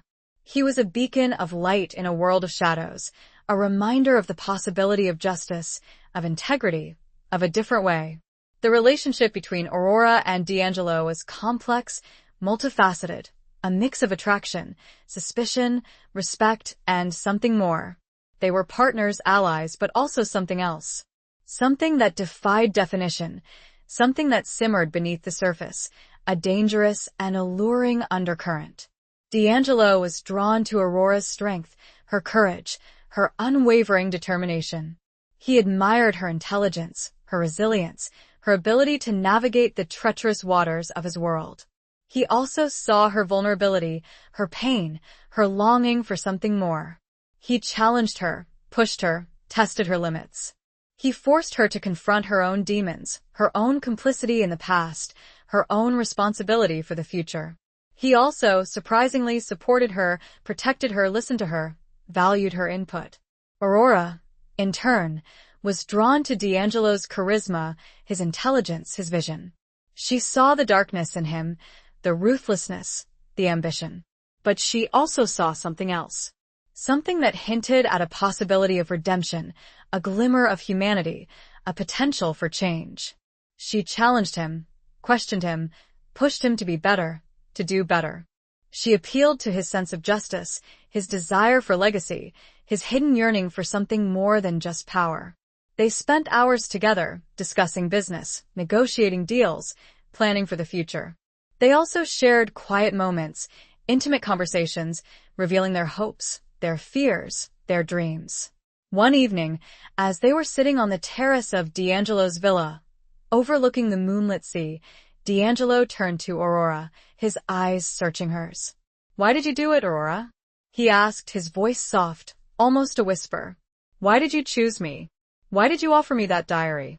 Aurora looked at him, her own gaze filled with a mix of emotions. "Because I saw something in you, D'Angelo," she replied, her voice steady. "Something that reminded me of myself. A longing for something more. A desire for redemption." D'Angelo smiled, a slow, sad smile that didn't quite reach his eyes. "Redemption is a luxury we can't afford, Aurora. Not in our world." "Maybe," Aurora replied, her voice firm. "But it's a luxury I'm willing to fight for. For both of us." She reached out, her hand touching his, a fleeting touch that sent a jolt of electricity through them both. It was a moment of connection, of understanding, of shared hope, a glimmer of redemption in a world of shadows. It was a moment that gave Aurora the courage to keep fighting and keep hoping that the glimmer would grow. Chapter 17. The Unforgiving Embrace. The glimmer of redemption, however fragile, began to illuminate the path Aurora and D'Angelo were forging. They worked tirelessly, transforming the illicit enterprises of the past into legitimate businesses, investing in the community, creating opportunities for the young and disadvantaged. Old warehouses that once stored contraband were converted into schools and training centers. Former drug routes became supply chains for local farmers and artisans. The shift was slow, arduous, met with resistance from some quarters, but it was undeniable. D'Angelo, under Aurora's quiet but persistent influence, began to adopt a more humane approach. He still ruled with an iron fist, but he tempered his ruthlessness with a degree of fairness, a sense of responsibility. He started to listen, to consider, to compromise. He even, to the astonishment of his lieutenants, began to consult with Alessandro on matters of security and community relations. The relationship between Alessandro and D'Angelo remained strained, a tense truce built on mutual respect and a shared concern for Aurora. They were rivals, in a sense, for her affection, for her influence, but they also recognized each other's strengths, their value in this precarious new order. Alessandro, though he disapproved of D'Angelo's methods, acknowledged his effectiveness, his ability to bring about change, to control the more volatile elements of the underworld. Aurora, caught between these two powerful men, navigated the complex dynamics with grace and determination. She was the bridge, the mediator, the voice of reason. She used her influence to keep the peace, to prevent conflict, to steer them both towards a more constructive path. Her relationship with D'Angelo deepened, evolving beyond a mere partnership, a strategic alliance. They shared a bond, a connection, forged in the crucible of danger, of shared ambition, of mutual respect. They challenged each other, pushed each other, but also supported each other, protected each other. There were moments of tenderness, of vulnerability, of shared laughter. They would walk together along the beach, watching the sunset, talking about their dreams, their fears, their hopes for the future. They would share meals, cooked by Aurora, in the small apartment she still maintained, a refuge from the opulence and the pressures of D'Angelo's world. But the shadows of the past remained, a constant reminder of the darkness that lurked beneath the surface. There were threats, attempts on D'Angelo's life, instigated by rivals, by remnants of the old families, by those who resented his new order. Aurora herself became a target, her life threatened, her safety constantly at risk. One evening, as they were returning from a meeting with local business leaders, their car was ambushed. Gunfire erupted, shattering the windows, riddling the vehicle with bullets. D'Angelo reacted instantly, shielding Aurora with his body, pushing her to the floor, returning fire with a pistol he always carried. Alessandro, who had been following them in a separate car, arrived on the scene, his carabinieri team engaging the attackers, driving them off. It was a close call, a brutal reminder of the fragility of their peace, of the ever-present danger that surrounded them. Aurora was shaken, but unharmed. D'Angelo had a minor wound, a bullet grazed on his arm. Alessandro, his face grim, his eyes filled with concern, insisted on taking them both to a safe house, a secure location where they could recover and regroup. The safe house was a small, isolated villa, high in the hills, overlooking the sea. It was a place of refuge, a place of healing, but also a place of reckoning. As Aurora tended to D'Angelo's wound, her hands trembling slightly, she realized the depth of her feelings for him. She had admired his strength, his intelligence, his vision. She had been drawn to his darkness, his vulnerability, his hidden potential for redemption. But now she saw something more. She saw his courage, his selflessness, his willingness to risk his life to protect hers. "You saved me, D'Angelo," she said, her voice soft, her eyes filled with emotion. He looked at her, his own gaze intense, his expression unreadable. "It's what we do, Aurora," he replied, his voice hoarse. "We protect each other." "But it's more than that," Aurora insisted, her voice trembling. She couldn't finish the sentence, couldn't articulate the words, the feelings that were overwhelming her. D'Angelo reached out, his hand gently touching her cheek. "I know, Aurora," he said, his voice soft, almost a whisper. "I know." He leaned in, his lips brushing against hers, a tentative kiss, a hesitant exploration. It was a kiss that spoke of longing, of desire, of a connection that had been simmering beneath the surface, waiting for the right moment to ignite. But as their lips met, a shadow fell across them. Alessandro stood in the doorway, his face a mask of pain, of betrayal, of resignation. He had seen the kiss, had witnessed the intimacy, had realized the truth. He turned and walked away, his footsteps echoing through the silent villa. He didn't say a word, didn't offer a reproach, didn't express his anger, his hurt. He simply left. Aurora and D'Angelo broke apart, their hearts pounding, their faces flushed. They looked at each other, their eyes filled with a mix of guilt, of confusion, of undeniable desire. The unforgiving embrace of the past, the present, and the future was upon them. The choice was not as clear as it once was, and the ramifications of their choice would impact everything. Chapter 18. Beyond the Point of No Return. The silence that followed Alessandro's departure was heavy, laden with unspoken emotions, with the weight of a choice that had been made, a line that had been crossed. Aurora felt a pang of guilt, a deep sense of regret, knowing that she had hurt a man who had been her protector, her friend, her confidant. But she also felt a surge of something else. Something that defied logic, that defied reason, that defied the expectations of her past. D'Angelo, sensing her turmoil, reached out, his hand gently touching hers. "Aurora," he said, his voice soft, his eyes searching hers. He hesitated, struggling to find the words, to articulate the feelings that were swirling within him.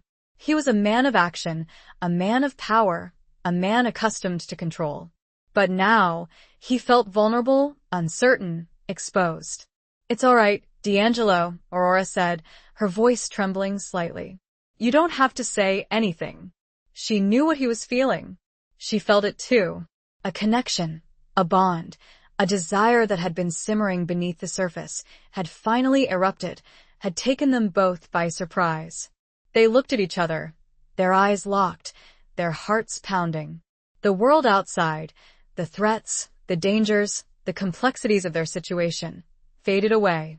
There was only them, in this moment, in this secluded villa, high above the sea. D'Angelo leaned in, his lips brushing against hers, a more confident kiss this time, a kiss that spoke of passion, of longing, of a surrender to the inevitable. Aurora responded, her arms encircling his neck, her body pressing against his, her heart overflowing with a mix of fear and exhilaration. It was a kiss that sealed their fate, that took them beyond the point of no return. It was a kiss that acknowledged the darkness, the danger, the uncertainty of their future, but also the undeniable pull, the irresistible attraction, the hope for something more. They spent the night together, their bodies intertwined, their hearts beating as one. They made love, not just as a physical act, but as a communion of souls, a merging of two disparate worlds, a fusion of darkness and light. In the morning, as the sun rose, casting a golden glow over the sea, they woke up in each other's arms, their faces serene, their bodies content. But the reality of their situation, the consequences of their choice, soon returned. "What happens now, D'Angelo?" Aurora asked, her voice hesitant, her eyes searching his. He looked at her, his expression serious, his gaze intense. "We face it together, Aurora," he replied, his voice firm. "We face the world. We face the threats. We face Alessandro." He knew that Alessandro's departure was not the end, but the beginning of a new challenge. He knew that Alessandro, though he had walked away, would not abandon Aurora, would not surrender her to him without a fight. And he was right. Alessandro, though heartbroken, though betrayed, did not disappear. He returned to his duties as a carabinier, his resolve hardened, his determination strengthened. He knew that Aurora had made her choice, that she had chosen D'Angelo, that she had chosen a path that led into the darkness. But he also knew that she was still in danger, that she still needed his protection, even if she didn't want it. He started to investigate D'Angelo, not as a rival, but as a criminal. He gathered evidence, compiled information, built a case against him, determined to bring him down, to expose his crimes, to protect Aurora, even from herself. He knew that it was a dangerous game, that he was risking his career, his life, by pursuing D'Angelo. But he couldn't stand idly by, couldn't allow Aurora to be consumed by the darkness, couldn't betray his own sense of justice, his own sense of duty. The lines were drawn, the battle lines established. Aurora and D'Angelo, united by their love, by their shared ambition, by their desire for a new future, were on one side. Alessandro, driven by his love for Aurora, by his sense of justice, by his unwavering commitment to the law, was on the other. The conflict was inevitable, a clash of titans, a struggle for the soul of Aurora, for the future of the community, for the very definition of right and wrong. The point of no return had been crossed. Now there was only moving forward, embracing what was to come, and dealing with the consequences of a choice that was made, a path that was forged. Chapter 19. The Ashes of Regret. The tension between D'Angelo and Alessandro escalated, a silent war waged in the shadows, a battle of wills, of influence, of power. Alessandro, using his position as a carabinier, meticulously gathered evidence, building a case against D'Angelo, exposing his past crimes, his ongoing illicit activities, his manipulation of the community. He was a relentless force, driven by a sense of justice, by a desire to protect Aurora, even from herself. D'Angelo, aware of Alessandro's investigation, countered with his own moves, using his influence, his connections, his wealth, to obstruct the investigation, to intimidate witnesses, to discredit Alessandro. He was a formidable opponent, a master strategist, a man who knew how to play the game, how to manipulate the system, how to survive. Aurora, caught in the middle, felt torn, conflicted, her loyalties divided. She loved D'Angelo. She believed in his vision. She was committed to their shared future. But she also cared about Alessandro. She respected his integrity. She admired his unwavering commitment to the law. She knew that their conflict was inevitable, that it would eventually come to a head, that it would have devastating consequences. She tried to mediate, to find a compromise, to bridge the gap between them. She pleaded with D'Angelo to be more transparent, to cooperate with Alessandro, to abandon the old ways, to embrace a truly legitimate path. She urged Alessandro to be more understanding, to see the changes D'Angelo was making, to acknowledge the progress they had achieved, to give them a chance.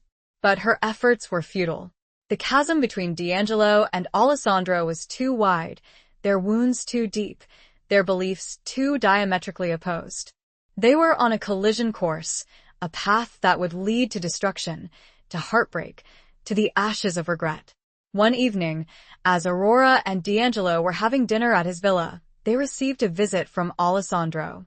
He arrived unannounced, his face grim, his eyes filled with a mix of determination and sadness.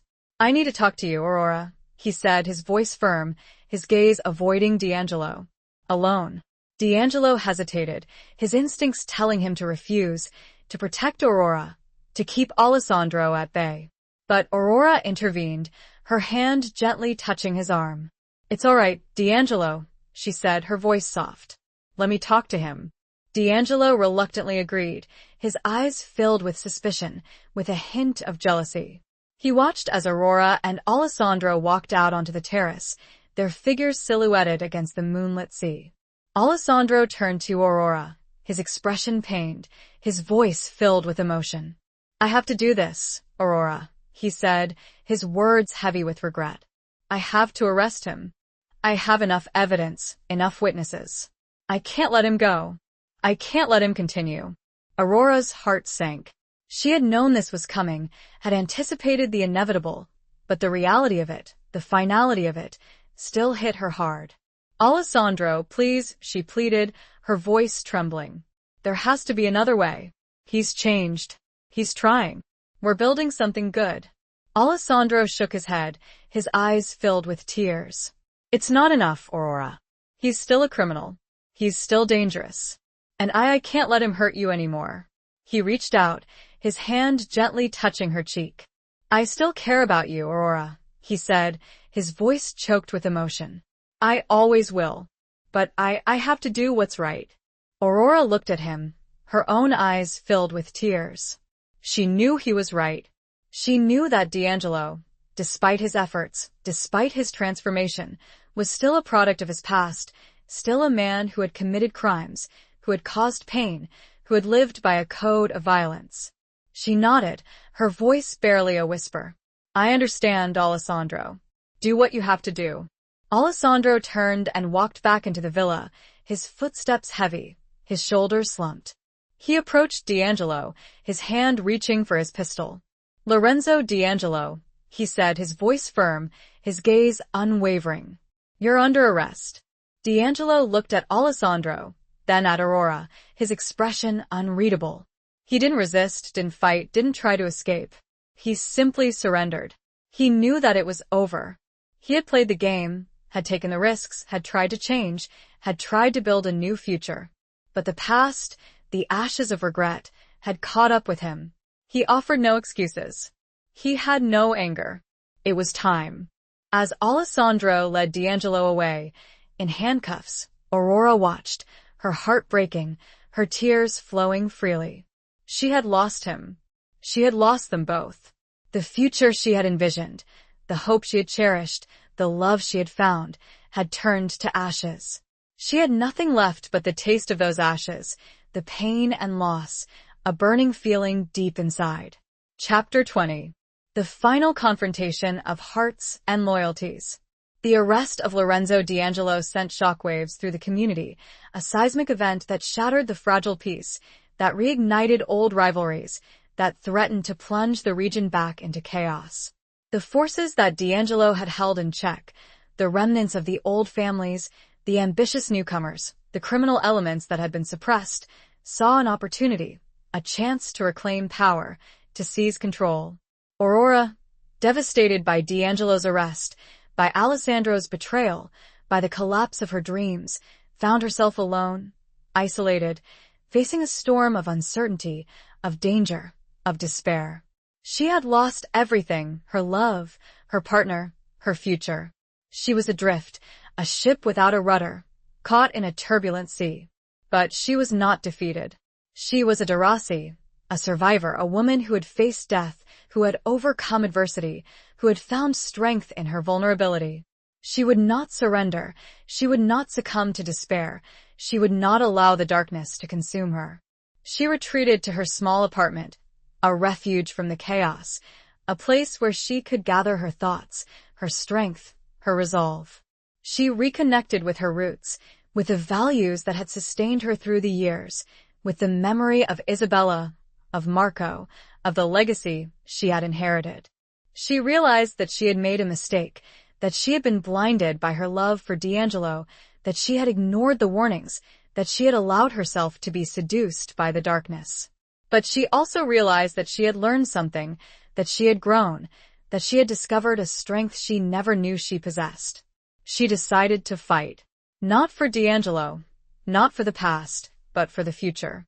For the community, for the people who had been caught in the crossfire, for the possibility of a better world. She reached out to Alessandro, despite the pain, despite the betrayal, despite the chasm that separated them. She knew that he was the only one who could help her, the only one who could stand against the forces that were threatening to engulf them. She met him at a neutral location, a small, unassuming cafe, far from the prying eyes of the underworld, far from the scrutiny of the media. They sat across from each other, their faces etched with exhaustion, with regret, with a lingering sense of connection. "I need your help, Alessandro," Aurora said, her voice firm, her gaze unwavering.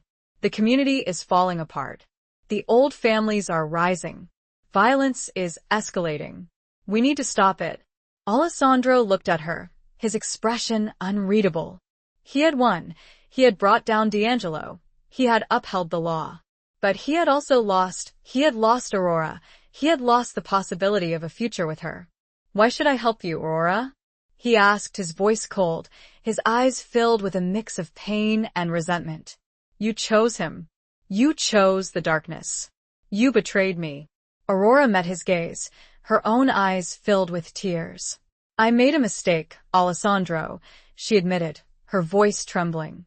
"I was blinded by love, by hope, by a desire for something different. But I was wrong. And I need your help to make things right." Alessandro hesitated, his internal struggle evident in his eyes. He still cared about Aurora. He still felt a responsibility to protect her, to protect the community. But he was also hurt, betrayed, his trust shattered. "What do you want me to do?" he asked, his voice hesitant, his reluctance palpable. "I want you to help me bring peace to this community," Aurora replied, her voice firm. "I want you to help me stop the violence, to expose the corruption, to create a future where the past doesn't repeat itself." She paused, her eyes searching his. "I want you to help me find a way forward. Together." Alessandro looked at her, his expression softening, his resistance crumbling. He saw her sincerity, her determination, her vulnerability. He also saw her strength, her courage, her unwavering commitment to justice. He nodded, his voice barely a whisper. "All right, Aurora. I'll help you." They joined forces, an unlikely alliance, a partnership forged in the ashes of regret, in the crucible of shared loss, in the hope for a better future. They worked together, sharing information, coordinating their efforts, combining their strengths, their knowledge, their resources. Alessandro used his position as a carabinier to investigate the rising violence, to expose the criminal elements, to arrest the perpetrators. Aurora used her connections, her influence, her understanding of the underworld, to mediate disputes, to negotiate truces, to build bridges between the warring factions. It was a dangerous game, a precarious dance, a constant struggle against the forces of darkness. But they were determined, united, driven by a shared sense of purpose, by a belief in the possibility of redemption. The final confrontation came unexpectedly, a violent clash between the remnants of the old families and the ambitious newcomers, a battle for control of the region, a struggle for power, for survival. The streets became a war zone, the sounds of gunfire echoing through the night, the air filled with the scent of blood, of fear, of chaos. Aurora and Alessandro found themselves caught in the crossfire, trapped in a building, surrounded by armed men, facing imminent death.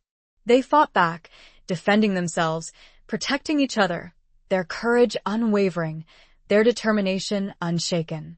But they were outnumbered, outgunned, their situation desperate. They knew that they couldn't win, that they were facing their final moments, their final confrontation, not just with the enemy, but with their own hearts, their own loyalties, their own regrets. It seemed like it was all about to end. Right here. Right now. Epilogue. Just as the situation seemed utterly hopeless, the sound of sirens pierced the night, growing louder, closer, a symphony of approaching salvation. Reinforcements, alerted by Alessandro's earlier communication, arrived in force, carabinieri pouring into the streets, engaging the warring factions, restoring order with a swift, decisive show of force. The battle, which had raged with such ferocity, subsided, the gunfire replaced by shouts, commands, the sounds of arrests being made. The chaos, the violence, the darkness, began to recede, replaced by a fragile, tentative peace. Aurora and Alessandro, battered, bruised, but alive, emerged from the building, their hands clasped together, their eyes filled with a mix of relief, exhaustion, and gratitude. They had survived. They had faced their final confrontation.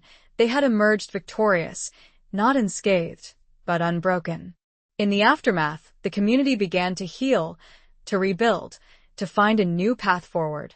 The old families, their power shattered, their leaders imprisoned or exiled, were replaced by a new generation, a generation that was more open to change, to progress, to cooperation.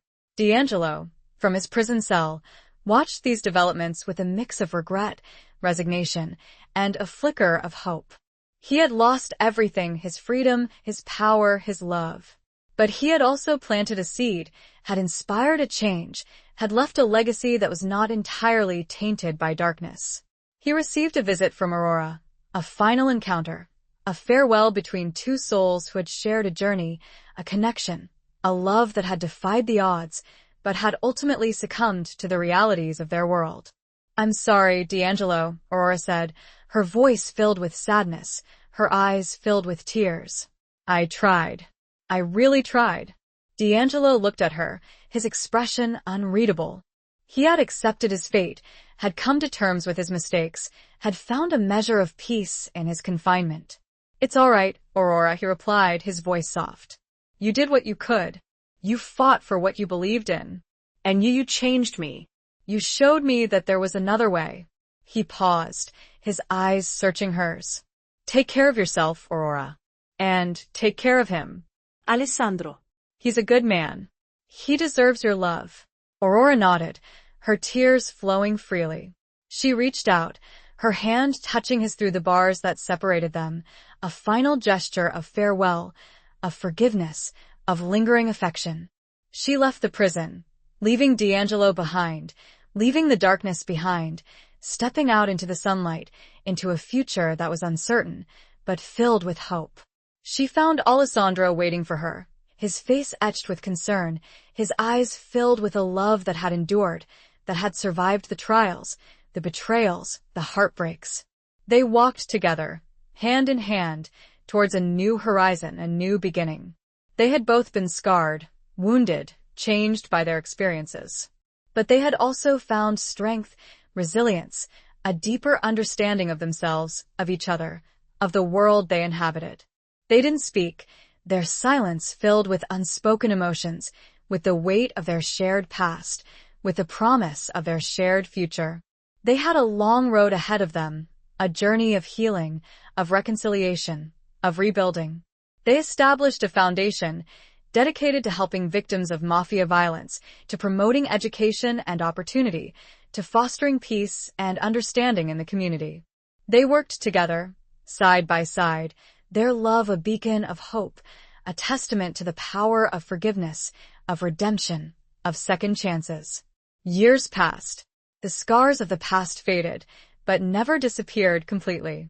The memories lingered, a reminder of the darkness they had faced, of the love they had lost, of the lessons they had learned. One evening, as they were sitting on the terrace of their small villa, overlooking the sea, watching the sunset paint the sky in vibrant hues of orange and purple, Alessandro turned to Aurora, his eyes filled with a love that had deepened, that had matured, that had become a source of strength, of comfort, of enduring happiness. "I love you, Aurora," he said, his voice soft, his gaze unwavering. Aurora smiled, her own eyes filled with a love that was both tender and fierce, a love that had been tested by fire, that had emerged stronger, more resilient, more profound. "I love you too, Alessandro," she replied, her voice filled with emotion. They leaned in, their lips meeting in a kiss that spoke of forgiveness, of healing, of a future that was finally, truly, theirs. The cost of disobedience had been high, very high, but the reward was a love that, against all odds, had survived and was now thriving. It was a new day, a new life, a new legacy. Epilogue.